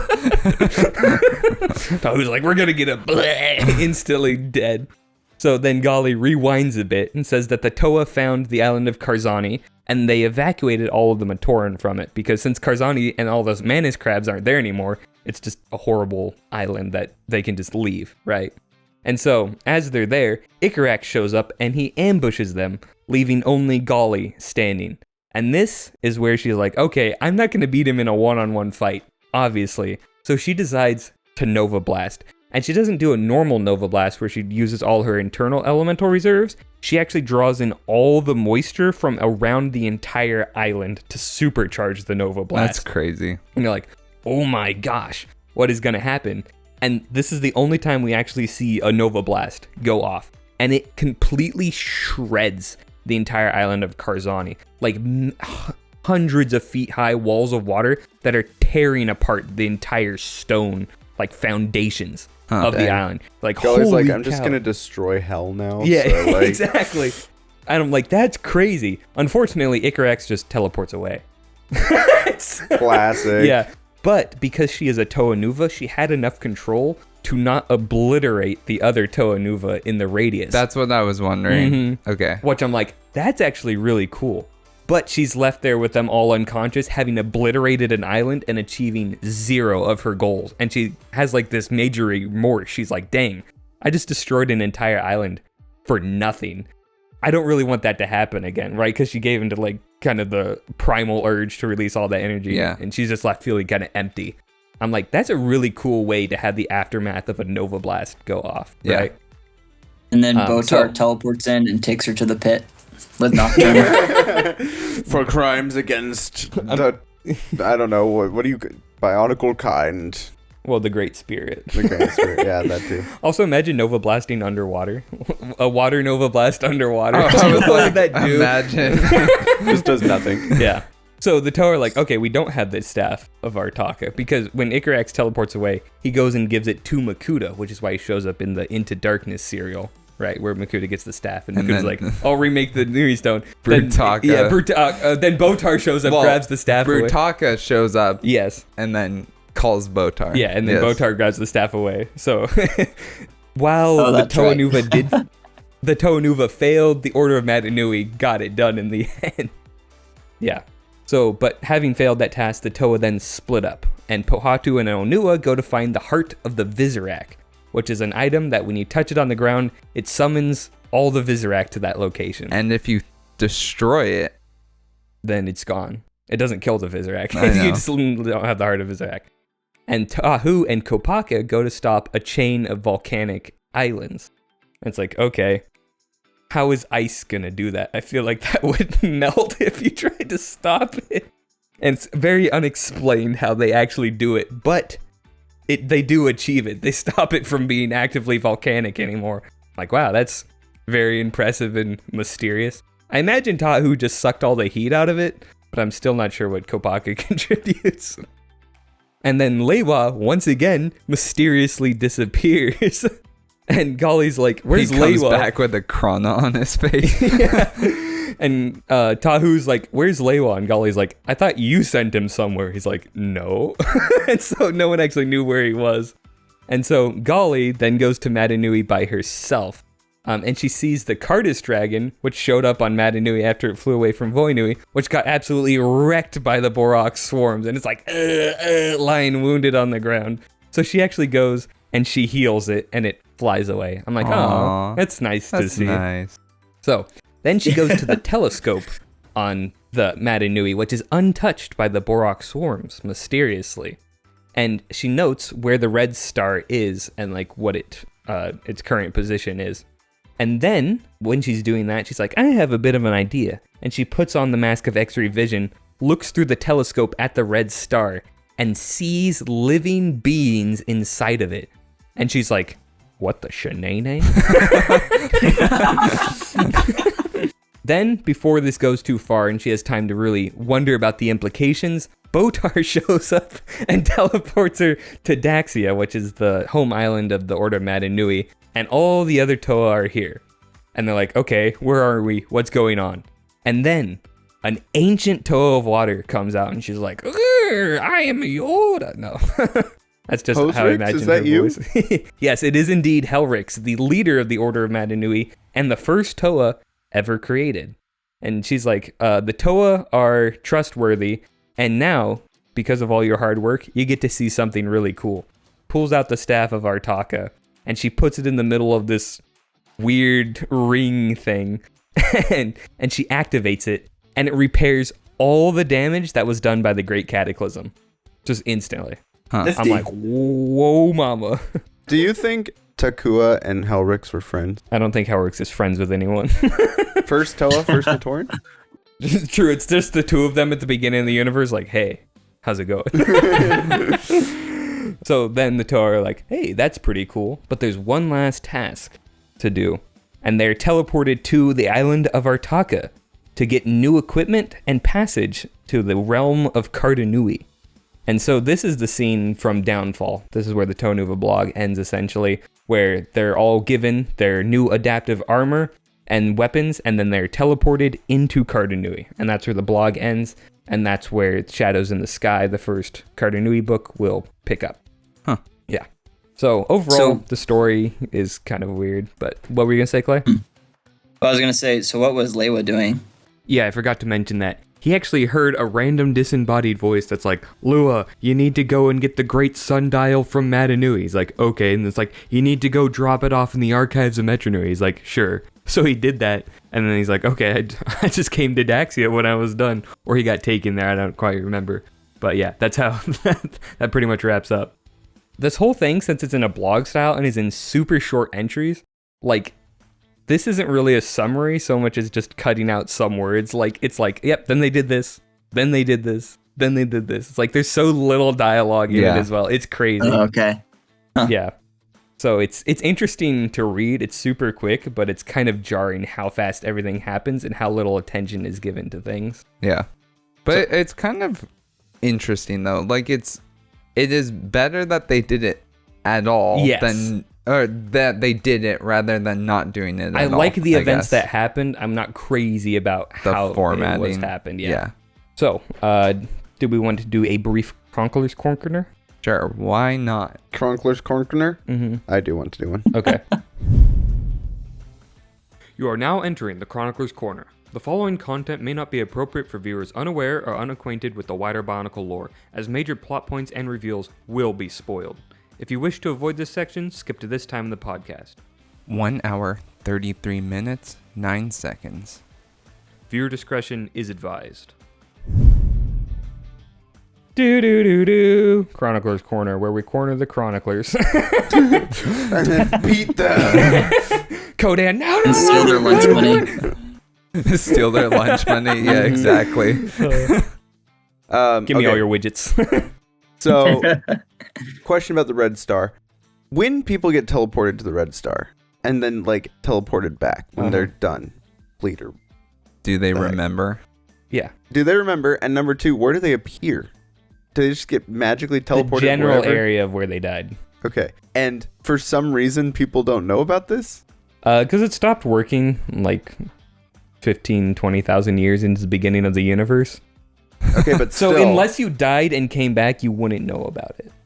but when they hear about it from some people who did die and come back? But it might be more of a legend at that point. Yeah, because presumably not a whole lot of people died. Like, when it stopped working, there was actually a being that we'll get to later on who killed a bunch of Matoran that he hated, and then he's just waiting there to spawn camp them.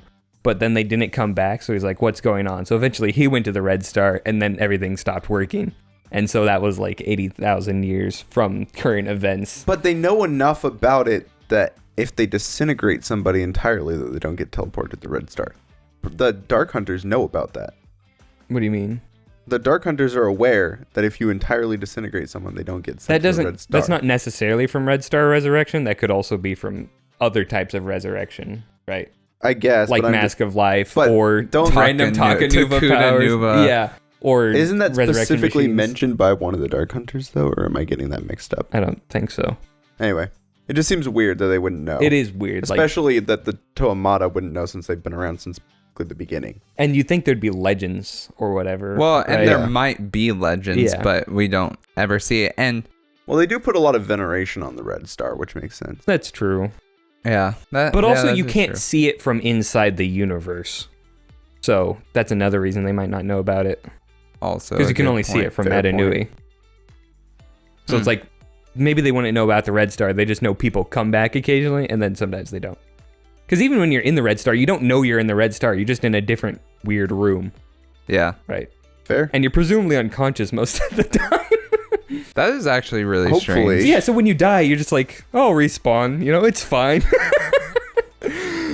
They're playing like Back Call of in Duty. the lobby. Yeah. Send them to the lobby. Yeah. Yeah. So that is interesting. But yeah.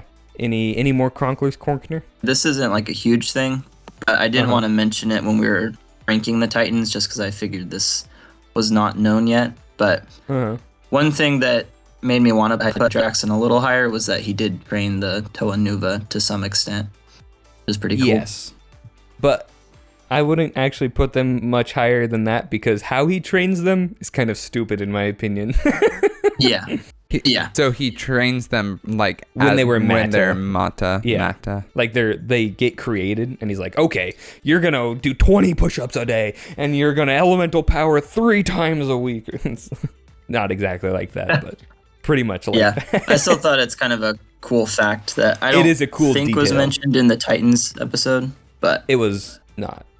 Because I was Thought I going to would cover it when mention. we got to Swamp of Secrets where we had the flashbacks to it. But it does apply to like how skilled he is, where like even back then he was like one of the best of the best. So they're like, yeah, put him in charge of training the most important Toa team ever. You are now entering the community portion of the podcast. In this section, we showcase some of our favorite creations from talented and passionate members of the Bionicle fandom. All right, we are in the community Okay, yep, section. we're community section. First up, we have Chibi Barraki, and these are by Gilded Hunter 10 on X. I love these little That I saw these and I'm like, this is actually such a funny, like, good use of the chibi style. I love the mandibles on them too because they're so ginormous. So the first one that he sent or did and sent was Pridak, who the use I of love the them. like blade. I don't even know. I know that blade comes on the Barraki in Stars, but I don't know where it originated. As like the back fin is actually really clever. I like it. I just love the proportions on Prydak. Like he's just, I don't know, it tickles my brain in just the right way. I think I don't know. I think Takidox and Parpar and Takidox's little Probably behind is so funny. Kalma. He's like, he looks like a bee actually. Like he has the proportions of a bee. It's strange how well his design works though With the chibi? with the really yeah. small scale. Yeah. I I'm like it. Yeah. Well, because it like overemphasizes the blades with Yeah. that claw like sort of thing. Guys, So- what if we made a whole wave of 6 different chibi style Bionicle characters and made that as the finale of all of Bionicle? that would be crazy, I bro. would never do that. Greg at the pitch meeting for the last wave of Bionicle. It's Brian interesting that Ellis, they, I'm sold. I was gonna say it's interesting that they use a different piece for Takidox's mandibles. Yeah, that is interesting. It's also impressive that all the heads are the like obviously the regular heads, and they don't look actually that I know. out of proportion It's on some really of them. well done. Some It's- of them, like Kalma his head looks big, but a lot of the others, it's like, yeah, actually, it looks pretty good. These feel like the anti-good guys to me, where they're small but proportioned so well that I love it. Yeah, Maybe instead of having no head, big head is the way to go. the Yeah. build Skin is tight also mask. clever on all of these. Like it's smart. The I way love he got Mantax's the ginormous shaping. shoulder pads. He's like, "Hey guys," Hey guys. and his ginormous claw. Like, I'm surprised he even stands. That's very impressive. Yeah, these are fun. Very smart idea. Nicely Yeah. done. Who was that? That is Gilded Hunter. Of course, classic Gilded Hunter. Yep. All right. Next we have the Henna Crab, and this is by Biomechanical Fun on Tumblr, also known to us as Lucy. Lucy. This thing is so cute. Basically every interpretation of the Henna Crab I've ever seen is just adorable. Yeah. Like, I know. I mean, it's a great design to start. So just adding anything to it, it's like, yeah. I Yeah. love the comma mask as the like abdomen. And the And- attachment point is crazy on that. Yeah, the 2 different colored claw or the 2 different size claws is also great. Oft forgotten detail guarding crabs. crabs. Is that like a thing for all It's crabs? Pretty much. I don't know if it's for all crabs, but it's definitely One for Hannah crabs? I don't know. I'm not a biologist. yeah. We really need that shirt. Yeah. Also, I like that the teeth are behind the eyes on this one. Is like, you know how people say like, I eat with my eyes? Yeah, that's a good point. Literally. I also the use of the Bakama mask is pretty cool too. Yeah. I like it. It fits really well. Yeah, It's very that works really well. Takidox coated with a ginormous behind. Yeah, this is great. Love it, Lucy. Classic. Now imagine if it was giant feet. Oh, now who's the feet enjoyer? Sorry, I was in a very Jacob time in my life when I said that. All right. Next up, we have Hydruka, and these are by Marrow Ghost. Okay. Man, the launchers on these things Are terrifying. these are like catapult scorpion Yeah, I know. levels of gonna kill you. the use of these pieces to create like the power effect, like the launcher look, is really cool. I actually like it. That a is heckin' lot. sick. These look like they're Yeah, like that does beasts look of good. war almost. Yeah. Like imagine going out with like 100 of these to fight the Barraki. It's like they might win. And they look so like the actual designs are so faithful to that real Hydruka. Yeah. I also like the solid color, like not having not that I mind the glow in the dark opaque, but I think the solid colors work really well on these two. We have another mock by Marrow Ghost, and this is an updated Toa de car. So I think it was probably in the introduction of Mahri Nui. I don't remember. It was either that or the episode after. We looked at the original design for Toa de car by Marrow Ghost, and this one is one that he did later, and obviously because Yeah. it's an update. I should have put the two side by side so we could compare them, but I didn't. So We can comment on it like a new thing. yes. So this one, it's Toa de Car is a cool concept. I just like it's I neato. do like the idea of it. And Neato. so Thomas is like, Nito The 1950s burrito. is coming back.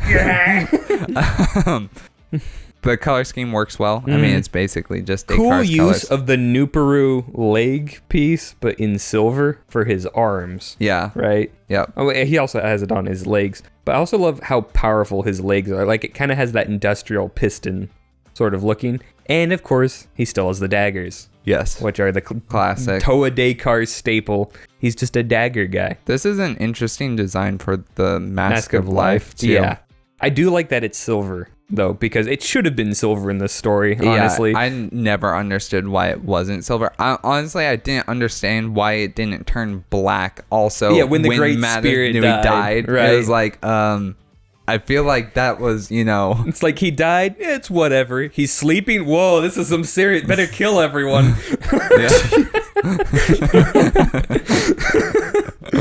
It's a very Romeo and Juliet coded mask.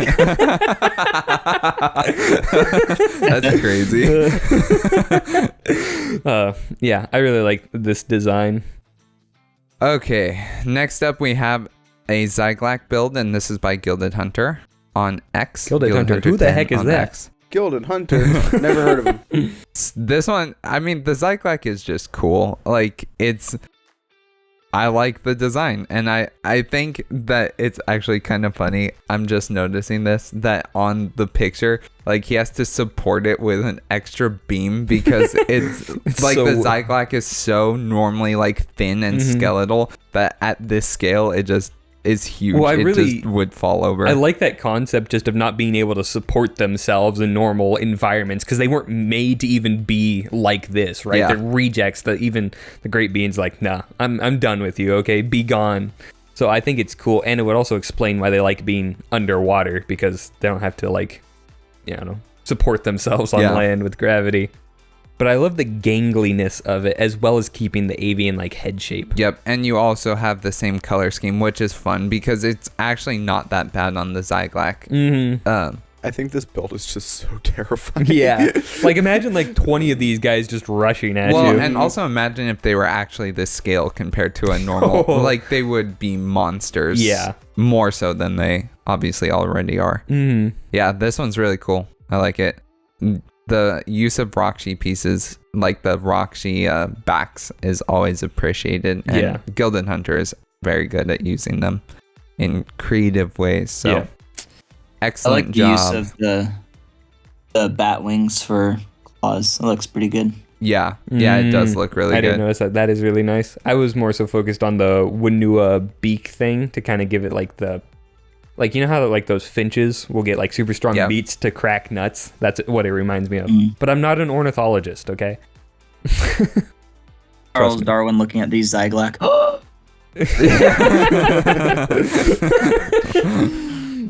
Oh gosh. Imagine Accurate like though. Darwin looking at Barnacle trying to come up with the theory of evolution. Like, I got nothing, okay? It makes no sense. All right. Next we have these are all the Turaga versions of the Inika / Mari, and these are by Gilded Hunter as well. So these are almost like, if I had to describe them, they're basically chibi. Yeah, they look like Chibi chibi Toa. versions. So hold on really quickly. I'm gonna open them all so I can just On the Jalo one, tab between them. I really like the fire staff that Vakama has in his Hortica form for the actual staff. Like, that just feels like what Turaga Vakama should have Yeah. had in the first place. Yeah. It's all. I'm sorry. I said, although given his scale, it probably would have been too big. And I do like the use of the hands. Honestly, I have no complaints with the Glatorian Hero Factory hands. No, No, they're yeah, like- they're great. fine by me. I just wish they had created those pieces sooner, to Yeah. be honest. It just makes everything look more complete, like an actual set. Yeah.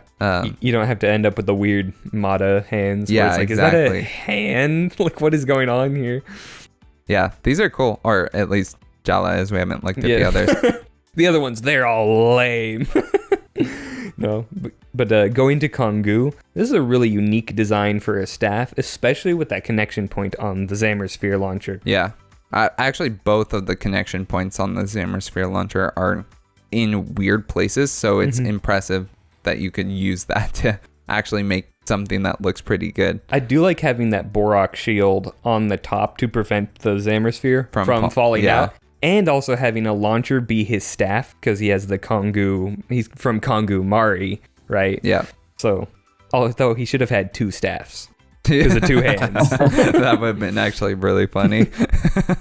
Well, yeah, I like this design too. The silver and green looks really good. silver and green. All right, next up we have Holly. Yep, and are these lime green pieces? I am spying. And they're not somehow broken. intact? Yeah. How have you done Impossible. this? This Impossible. is magic. I will say this mask looks super cool on even like a Taraga body.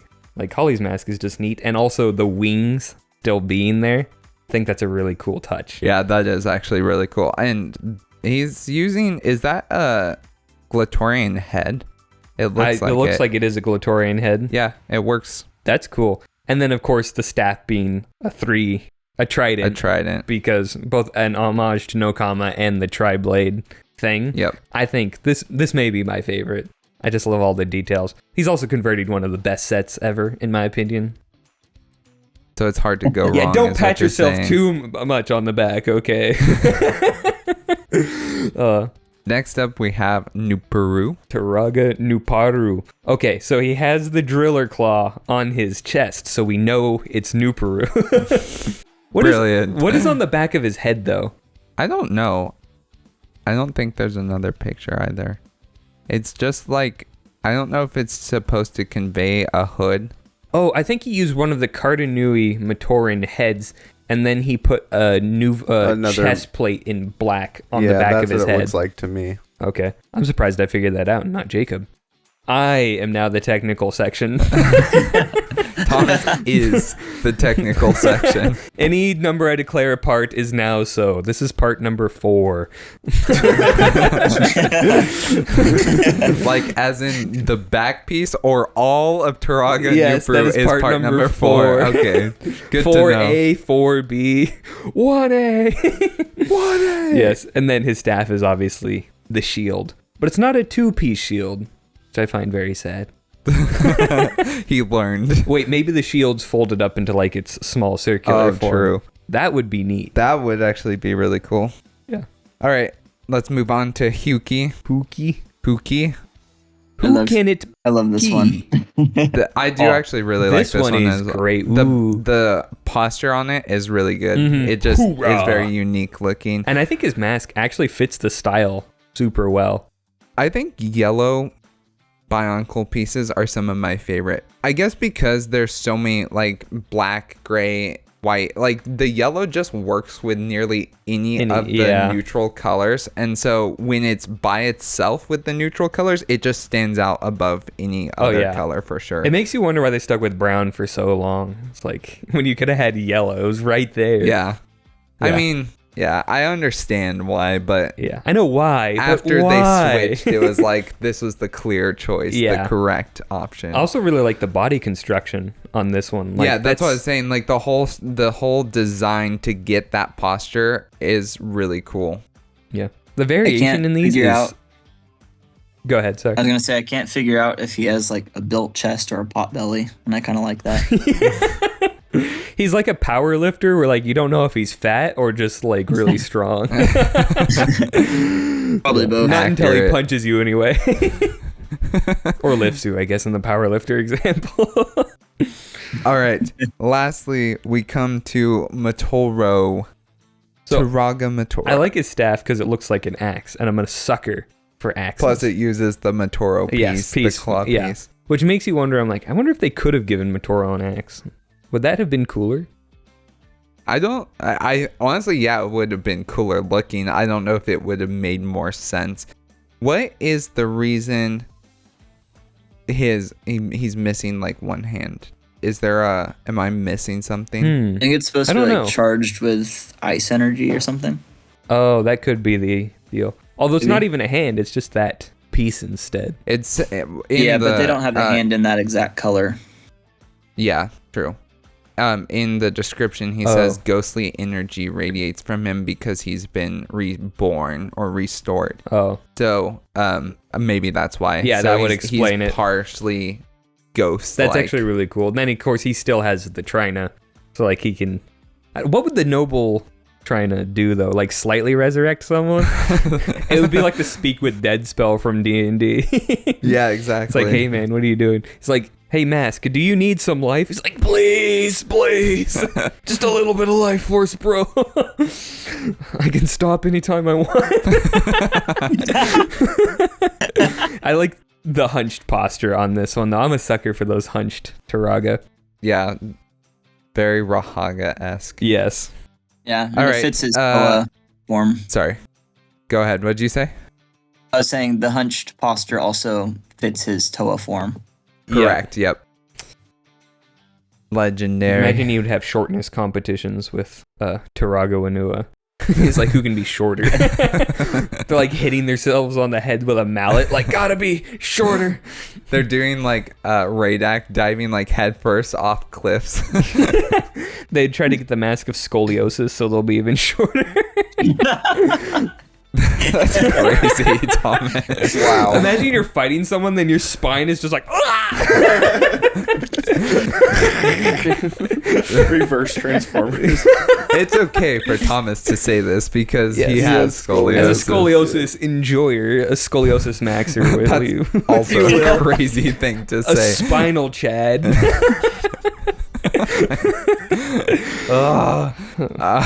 All right. Next, we have a mutated Akmu by the Pit Mutagen, and this is also by That Gilded is Hunter. so cool. I'm not sure how I feel about the mandibles. Yeah, I don't know if I love the mandibles either, but I mean, if mandibles convey evil villain, then yeah, I And guess it's a good choice. It looks better when he's on all fours because it gives him kind of like that, I don't know, monstrous. Yeah, he's vibe. very is it Vorox? What are they called? Yeah, the Vorox. Yeah, he reminds me a lot of the Vorox. Yeah. What? How is that foot done? Is that a Slizer head? Jacob, Yeah, I think it is. is that a Slicer head? That's pretty cool. I also really like the mask in the Pier tan. I think that's an interesting. Yeah, it looks Look. kind of cool. Yeah. I don't know. Is that? Yeah, I like that all the must be tan. one of the recolors of the no comma one. No comment. It must be, I would assume. But I didn't remember it coming in tan. Maybe he custom printed it. Could be. Yeah. You'd I have don't know. to I don't look. have. That Car- is one of the gaps of knowledge I have is like all the different masks and what colors they come in. Mm-hmm. I've never been big on mask collecting, but I think that's because it was before my time with Bionicle. Yeah. I also like the dark brown to contrast the Pier tan. The Puritans. The Puritans. We must use dark tan to fight back against the Puritans. King George, like, yes, yes. Anyway, All cool, right. cool interpretation. Next, we have Mahri Nui, Good Guy and Bad Guy, and these are both by Gilded Hunter. And so, man, this is so confusing. In the future, we'll talk about these. And We can perceive with our limited future sight. yeah, that's the third time I think at least we've mentioned limited future sight in this episode. It's a useful ability when you yeah. want to see just a little bit into the future. Let me share these. Are you sharing them? I was or trying to share, but it's not working. share, as in the pop singer. You mean chur? Sure. The heck? Oh, I got him. Thank you. Okay. Cool. Suni and chur. Sue me. Sumi and chur. All right. I like this good guy. Imagine he's like some sort of like evolved sea slug just crawling along the ocean floor. Yeah, he looks like he would move very slowly. Yeah. Um. Sea snail maxing. Yeah. So as we were saying, I messed up then in the future episode because I thought that he used the just the regular Metro head for this one, but he uses the Mada head, like Mada Matoran head. Mm-hmm. So he does end up using all the different types of heads for all of them. So that's cool. Also, I think the Kina leg piece works great on underwater looking builds. Yeah. Like it feels like it should have been in does. Mahri Nui. Which, Yeah. I mean, it makes sense what they were trying to convey with her, but Yeah, water. water. Water girl. Blue girl water. Gotta have it. Blue water girl, Samuel. Blue. Get the ordering right. Blue means No, you always say water. blue guy fire. Or, sorry, red guy fire. Yeah. So, you're right. yeah, it's Red blue guy girl fire. water. I had it right. Dang it, dang it. Get wrecked, Got him. Thomas. You I thought it must was get it red right, fire but I was guy. talking to myself. It's, Did I Red say guy it? fire. or is it it is red fire guy guy fire? red? Oh, good I point. honestly, I don't know. I've heard it both ways, okay?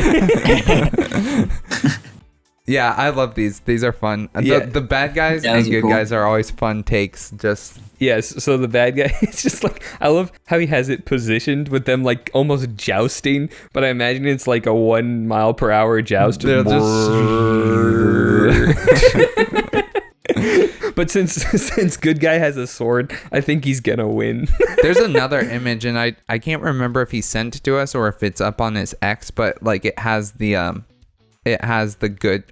bad guy like coming out of the darkness with just the claws and like the eyes. It's terrifying. Yeah, I looking. really like the bad guy design. It's so like, I like the complete fish Yeah. like commitment to it, and the Kalma head I think works really well. Yeah, it's the right amount of goofy for a good guy and bad guy, I think. Yep. All right. Good guy, good bad guy. Oh, I actually linked that picture. It's the alt one. If you click alt. Oh yeah, that is neat. Let's see. Next up, we have Mahri Nui fan art, and this is by Malman_wall on Instagram. Wall with one Wall. L. Yes. As above, so below. So these are to play off of the idea that like Jala and Takanuva are Two connected sides, and yeah. friends, and two sides of the same sort of journey, right? So you have obviously Jala's mask tied with the Mask of Life, because if you go to the last one, Yeah. and then Takua. So these are cool, and I like the idea of the as above, so below, and they're flipped, like when they're combined together. Yeah. I really like the Mahri Nui depiction in this one as well. I did really like the Mahri Nui. Like Mahri Nui, just looking at it is so evocative to me. I can't get enough of it. That's why I know I've said this so many times, but I feel like Mahri Nui had the most missed potential in it. Mahri It Nui hurts art. my soul. Cryo Shell mentioned. Yeah. Yeah, true. Yeah. Yeah, I think we definitely needed more Toa Jala and Takanuva interactions. I 100% agree. It is so missed. Like, what a missed opportunity is what I'm trying to say. Isn't As Above So Below the one for Rebel Nature? No. No, What's it's that the one with Essinger and Cryo Shell. right. That one's good. Yep. Shout out to Essinger. Friend of the channel, That song- Essinger. That song slaps. That might be a stretch. Acquaintance of the channel, There Essinger. you go. All right. Did you have more to say, or? No. Okay. These are the Barraki revamps by Jumbled Arrow on Instagram. I don't have access to this. What? What? You locked yourself out? Whoops.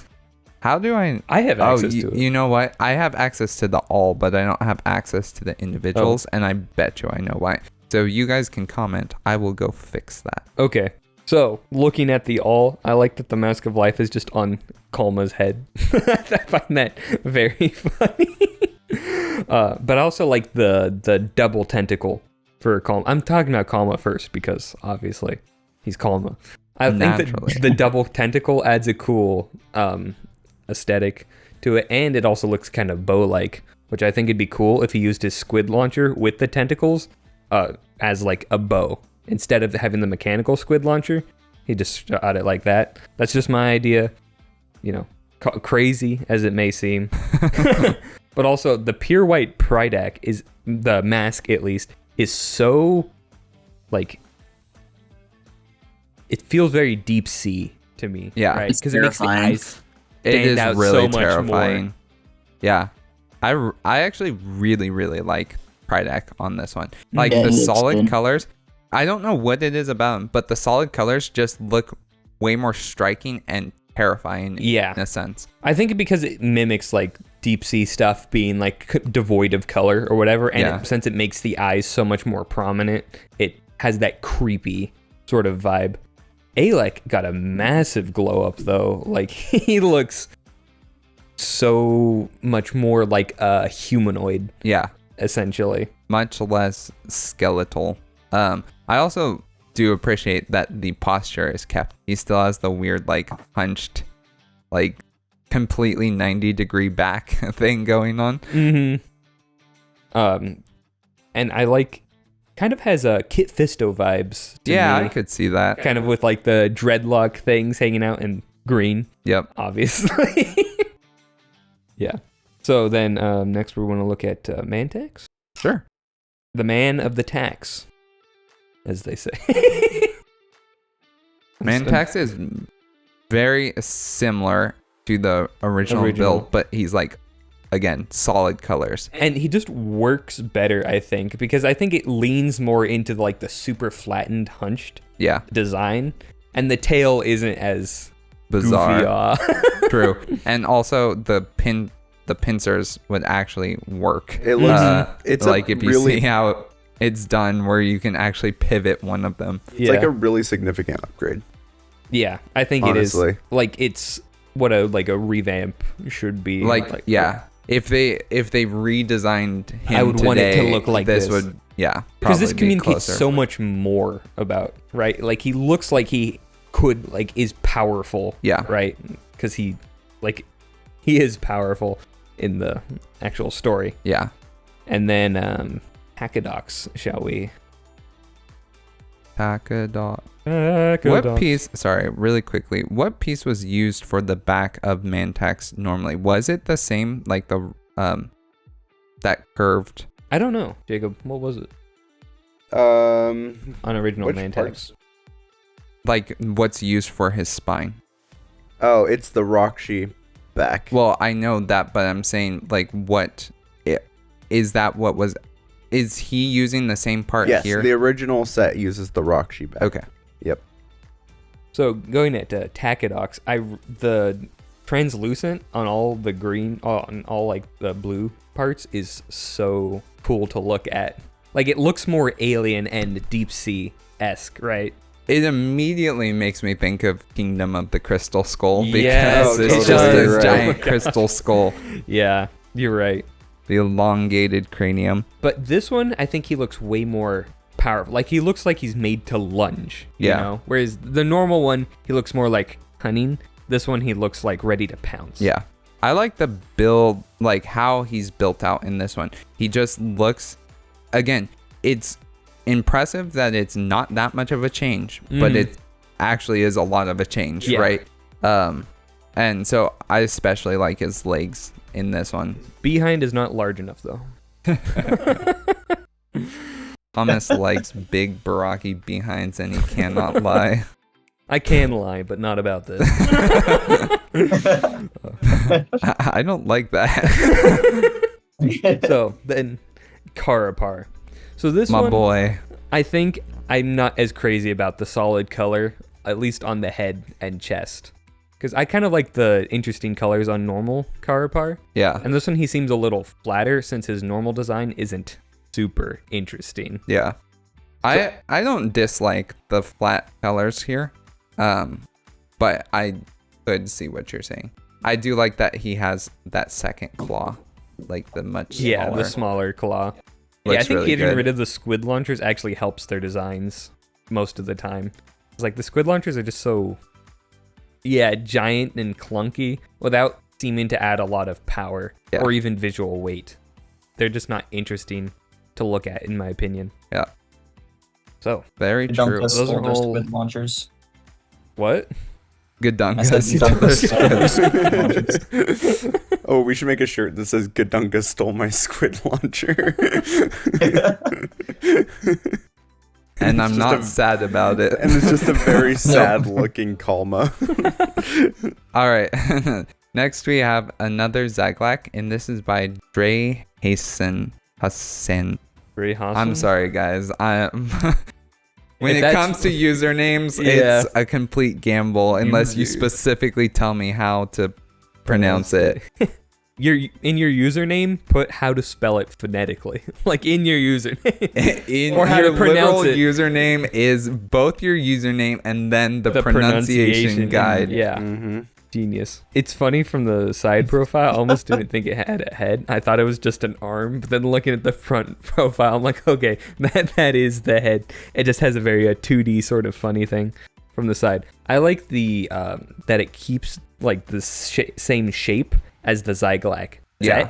It's just, this looks like one of those Rahi you would see in Mahri Nui, like made out of that box of all the random things that they made the Rahi for, because it got the tiny black eyes, the super skinny head, and uses a lot of Mahri colors pieces. And I think that actually works well for Zyglak, because like they're one of the first things made. Sorry, Clay, what were you saying? I was going to say, it looks like it's a combiner of the Toa Mata. Like they're only using Toa is Mata that it? pieces. Yes. Yeah, if, like, Hold all on. their I'm weapons trying are there, to remember here really quickly. Yes. So I found the email. The combiner uses only Toa Mata sets. You're right. Okay. Yep. And it's So- the same 3 sets combined that the original of the colors. It's the same 3 colors that were made for the original Zyglak, right? Correct. Yeah, the white, Red and blue, but those were Barraki parts. Yeah. This one's using the Mata, Yeah. which I really actually, when you consider that, this is an even more impressive build. Mm-hmm. Like, it is really cool that you got, like, he got the entire shaping right with the Mata pieces. Yeah, and I really like the legs. Having Golly's hook go out from the back Yeah. to make the whole clawed foot is so cool to Yeah. me.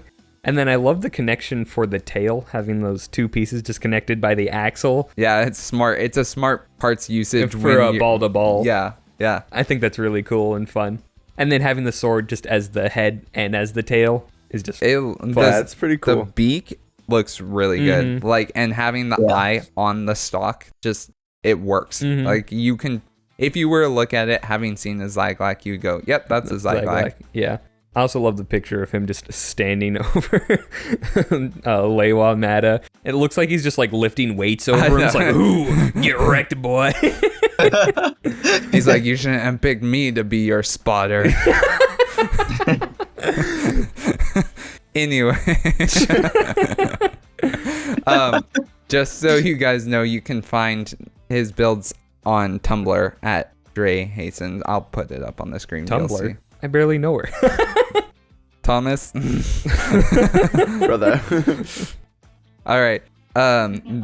This one is a Barraki fan art, and this is by Buys the Dragon or Starry Night Dragon Arts on DeviantArt and Tumblr. And before we get into this one, I just want to acknowledge that he sent us actually a lot of drawings, and these are like hand-drawn drawings. But this one's the only one that directly connected to Mahri Nui. But when we do a community catch-up episode again, you guys will see the other ones. Tacadox looks actually horrifying. He taco rocks. I think all of them terrify me. Karapar is probably my favorite, though, of all of them. Yeah, I think Karapar or Tacadox, because Tacadox just leans into the complete hunched. I'm a little I like gremlin. Mantax. I He's think very, Mantax like, looks cool. Clown, like evil clown, Yeah. like it looking to me. And I don't know why. It's something about the face. I think it's the smile. Yeah. Like it has like that Pennywise sort of look. Yeah. These are terrifying, though. I mean, it does a good job of, like, if they were more organic looking. Yeah. Yeah. Also, I really like creepy. Karapar. He just looks so armored. Yeah, right? that's It's- why I think, like I said, I think Karapar is probably I my think Thomas favorite might of actually these. be in love with Karapar. It's a little creepy Love at this isn't point. canon. I just think he's so underrated because I got all my information from the lore books that are like, he's stupid, he's a dum-dum, he's a lame. And now I'm like, you're just wrong. You're just wrong. Yeah, Greg, sorry, Greg, but you're we'll wrong. take it from here. Anyway. Great job on that. That is, Yeah, Guido Burrito. Have a neat Rito. Burrito burrito. that's a new one. All right. Next we have Toa Voltuka, and this is by R Stone. This was emailed to us. And there's actually story that goes along with this. So Ooh. let me. Give us the deets, Precious. Give us the deets. That's weird. You're weird. Thank you. My You're so favorite thing weird, that Thomas. Thomas has done recently is on one of the episodes, and I know I've mentioned it, but it gets me every time. He slipped up when he was talking, and he was like, blah, blah, blah, blah, blah, and I was like, what was that? And he's like, oh, what did you say? Did you say Good point. exactly or something like a good point? That's what it was. Yeah, good point. And then moved on. I'm like, that was such a Thomas thing to do. I really like this mask. Is this a custom? Yeah, so this mask? is a custom print. He says that it is the aquatic kanohi. Sorry, they say it's the aquatic kanohi kualsi and was designed by King Sidrak, as far as they could recall. Okay, that's really cool. Yeah. So look at this. And so I'll read you the Yeah, that's story. I pretty do dope. actually really like the mask design. It's very cool. It's lit. But they said Toa Voltuca became a Toe of Lightning through coming into contact with a fragmented shard from the Barraki stone, an ancient relic which maintains electrical storms throughout the Matoran universe. Later on, the Barraki stone was stolen, and after being passed through nefarious hands was transformed into the Nui stone.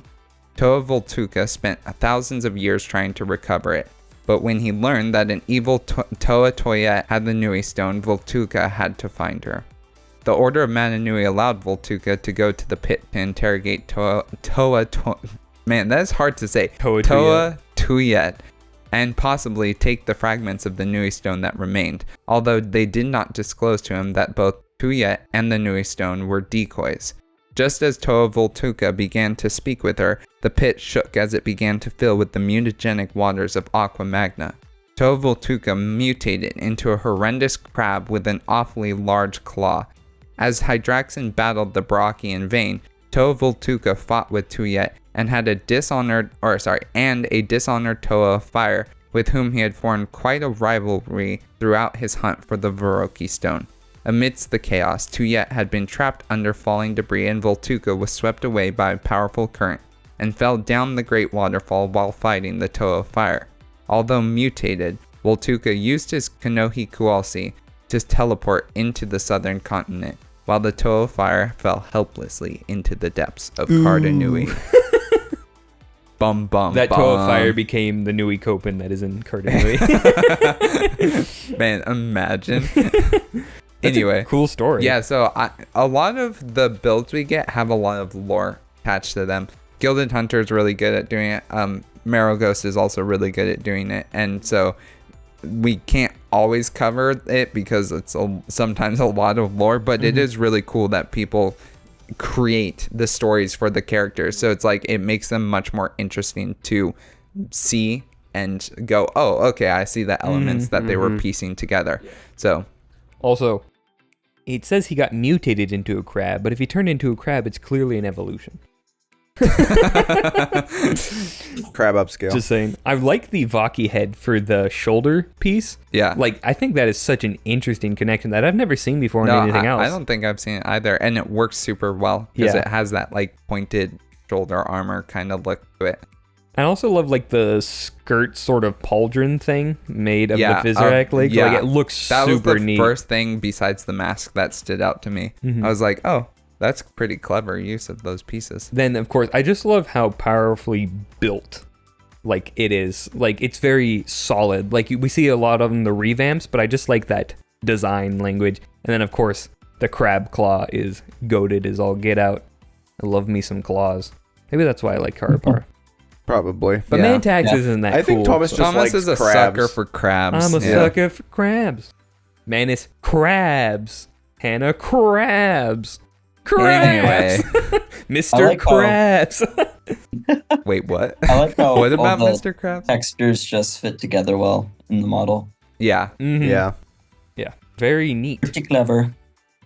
All right. Last but not least, we have Hydraxin and Knocked by Marrow Ghost. So I guess it's not really last because there are two of them, but Ooh, Together that they are Hydraxin last. is dope. okay. So Clay, you can find these down in the document. So if you just Oh, scroll They yeah. just down, pasted pictures. Yeah. Whoa, you name dropped me. They didn't know what guest was on. oh, that's true. We didn't I introduce know. We'll have you. to do it at the end and cut it in. Okay. I need no introduction. They know you too well. You're like a part-time host already. I don't think you need to be on. Yeah, the Hydraxin is really cool. I think this is a way better build than the actual one. Yeah. Like, it's the original is cool, but this one just looks terrifying. Yeah. Like, you would if this guy was yelling runner at you, you would be like, okay, I'm gonna run even harder. Yeah, like I think the mask puts so much more menace onto him, right? Yeah. Like he looks like Well, he's it just gonna basically mess looks like you a up. skull, Yeah. which is like, yeah. Honestly, making your mask look like it's slightly frowning makes every character look way more scary and way more serious. I also love his like Kordak blaster, how it's like an underarm cannon, just cha-chung, cha-chung. And then, of course, his left hand having those ginormous blades just ready to rip and tear. And then his tiny, like, clawed hand underneath. I think that's so cool. Yeah, I like this one a lot. Yeah. He looks like an enforcer for, like, a super high security prison. Yeah. I guess is what I'd say, which is a coincidence, you know, because that's what he is. He also still has his back blades. Yep.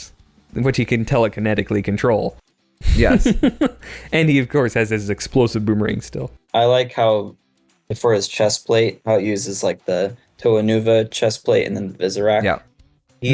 But it looks a lot like the original piece, like the foot piece they used. Yeah, it looks like the Yeah. Barraki foot. Yeah. It took me a moment to even realize, like, oh, wait, they used something else there. Looks pretty cool. Yep. He looks very Terminator-esque, I would say, where he's like, he's just going to get after you. Right? Yeah. He'll hunt you down. He's gonna get you. You've been terminated. All right, and You've then been below done. that is Nocturne. Yeah. This is so cool. I love the head. Yeah, I like this one. It's simple, like a lot simpler than a lot of Maragos other builds, but it works really well for Nocturne. It's very sharkish. really. The head. I don't know if it's really, it's I more don't- dinosaur-esque. I guess, Yeah. yeah, maybe more dinosaurish. Yeah, that's fair. I love the sword. The sword is super cool. That design is really neat. Yeah. We need a piece like that. And then, of course, I love putting the extra toe on the Paraka foot to make him like a or not, you know what I mean? Tri-toe? A tridactyl. That's what it is. You should ask Jacob. He's an expert in that area. Yeah. Jacob, Okay. drop the toe lore. You know, they don't call him Toa for nothing. Oh. Even though none of them have toes. Whatever. I guess Nupru Mari toe, if you count the 2 toes from the Paraka foot, if it's not a flipper. I guess. Yeah, I really like this Nocturne. Yeah. It's, Neat. Excellent Yeah. Marrow Ghost. It's clever Okay, to so use now- the foot piece instead of like the actual head. yeah. Mm-hmm. Kind of works just so built the well. head. That's pretty cool. Yeah. Kind of cool because if you're someone who doesn't actually have the set, you can still build your version of the character. You just have to be a little more clever. Be smarter than the Bionicle. Also, I love when you can just put a Rakshi back on something. It just adds so much. Yeah. Because you don't get a whole lot of neat curves with Bionicle pieces, but the Rakshi back has that. Jacob would argue. Looking at Rudaka. Rudaka fans like, well, I think this has been a pretty good Mahri Nui recap. I agree. We recapped Mahri Nui, and then we calm the unity. Excellent.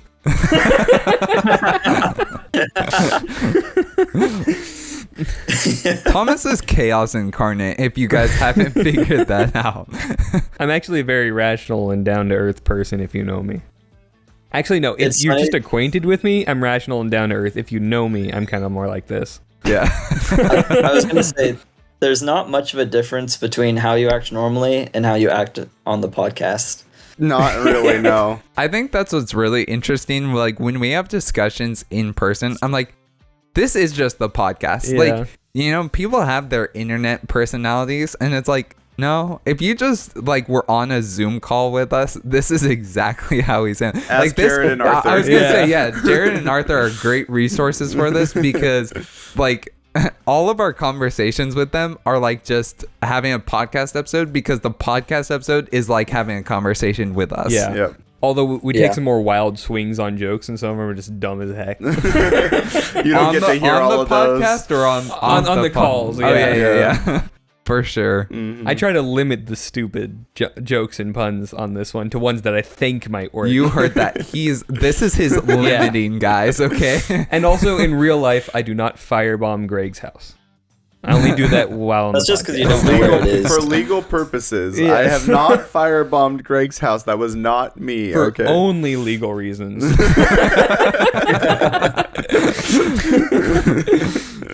Oh, my word. Anyway, well, thank you, Clay, for Clayton, Jathan, Yeah. Jathan, Clayton. Jathan, I don't know. Clayton, I don't know Jathan, which one you Nathan. are, Yeah. but yeah. Claythity, Dathity, Nutherton. Thank you for joining us again. Yeah. It's always a pleasure.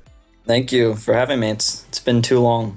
I remember the first time I was on the podcast, and I was like, "Thanks for having me on Barraki Talk." And I knew it was called the Barraki Talk Show, but I was like, "Oh, that's probably just like a short little, catchy way to say it."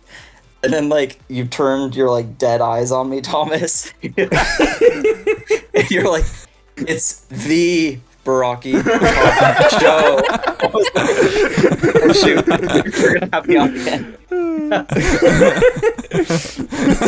Oh my god. Sorry that I gave you podcasting trauma. PTSD, podcast trauma stress disorder. But if you call it Barraki Talk again, I'll have Arthur fire you. Okay. Oh no. Anyway, well, That concludes Yeah. the podcast, any I believe. closing thoughts on the closing thoughts of this saga? More Mahri Nui. Yes. Greg, bad Yes, for please. not giving more. Sub to Greg's Patreon and be like, can I have some more Mahri Nui stories, please? He's like, what the heck? Anyway, I think probably one of the most goated sagas. For Yeah, sure. I like it a lot. Yeah. It's really It's going to be solid. sadly meant behind. Yeah. R.I.P. Mahri Nui. There's good stuff to come, though. Yep. Lots of good stuff to come. Well, I think we're going to say good night, Metro Nui. Yahoo! This brings us to the end of today's podcast. If you enjoyed the discussion, please follow us on Spotify or Apple Podcasts. If you like to watch instead of listen, you can also find us on YouTube. The Barraki Talk Show is only made possible thanks to viewers like you. Thank you. Okay, so we have on this a very, very special guest who we've never had on before, Juthan Nathan Clayton. What? Where'd the Juthan come? Juthan. I'm trying out something Jew. Wait.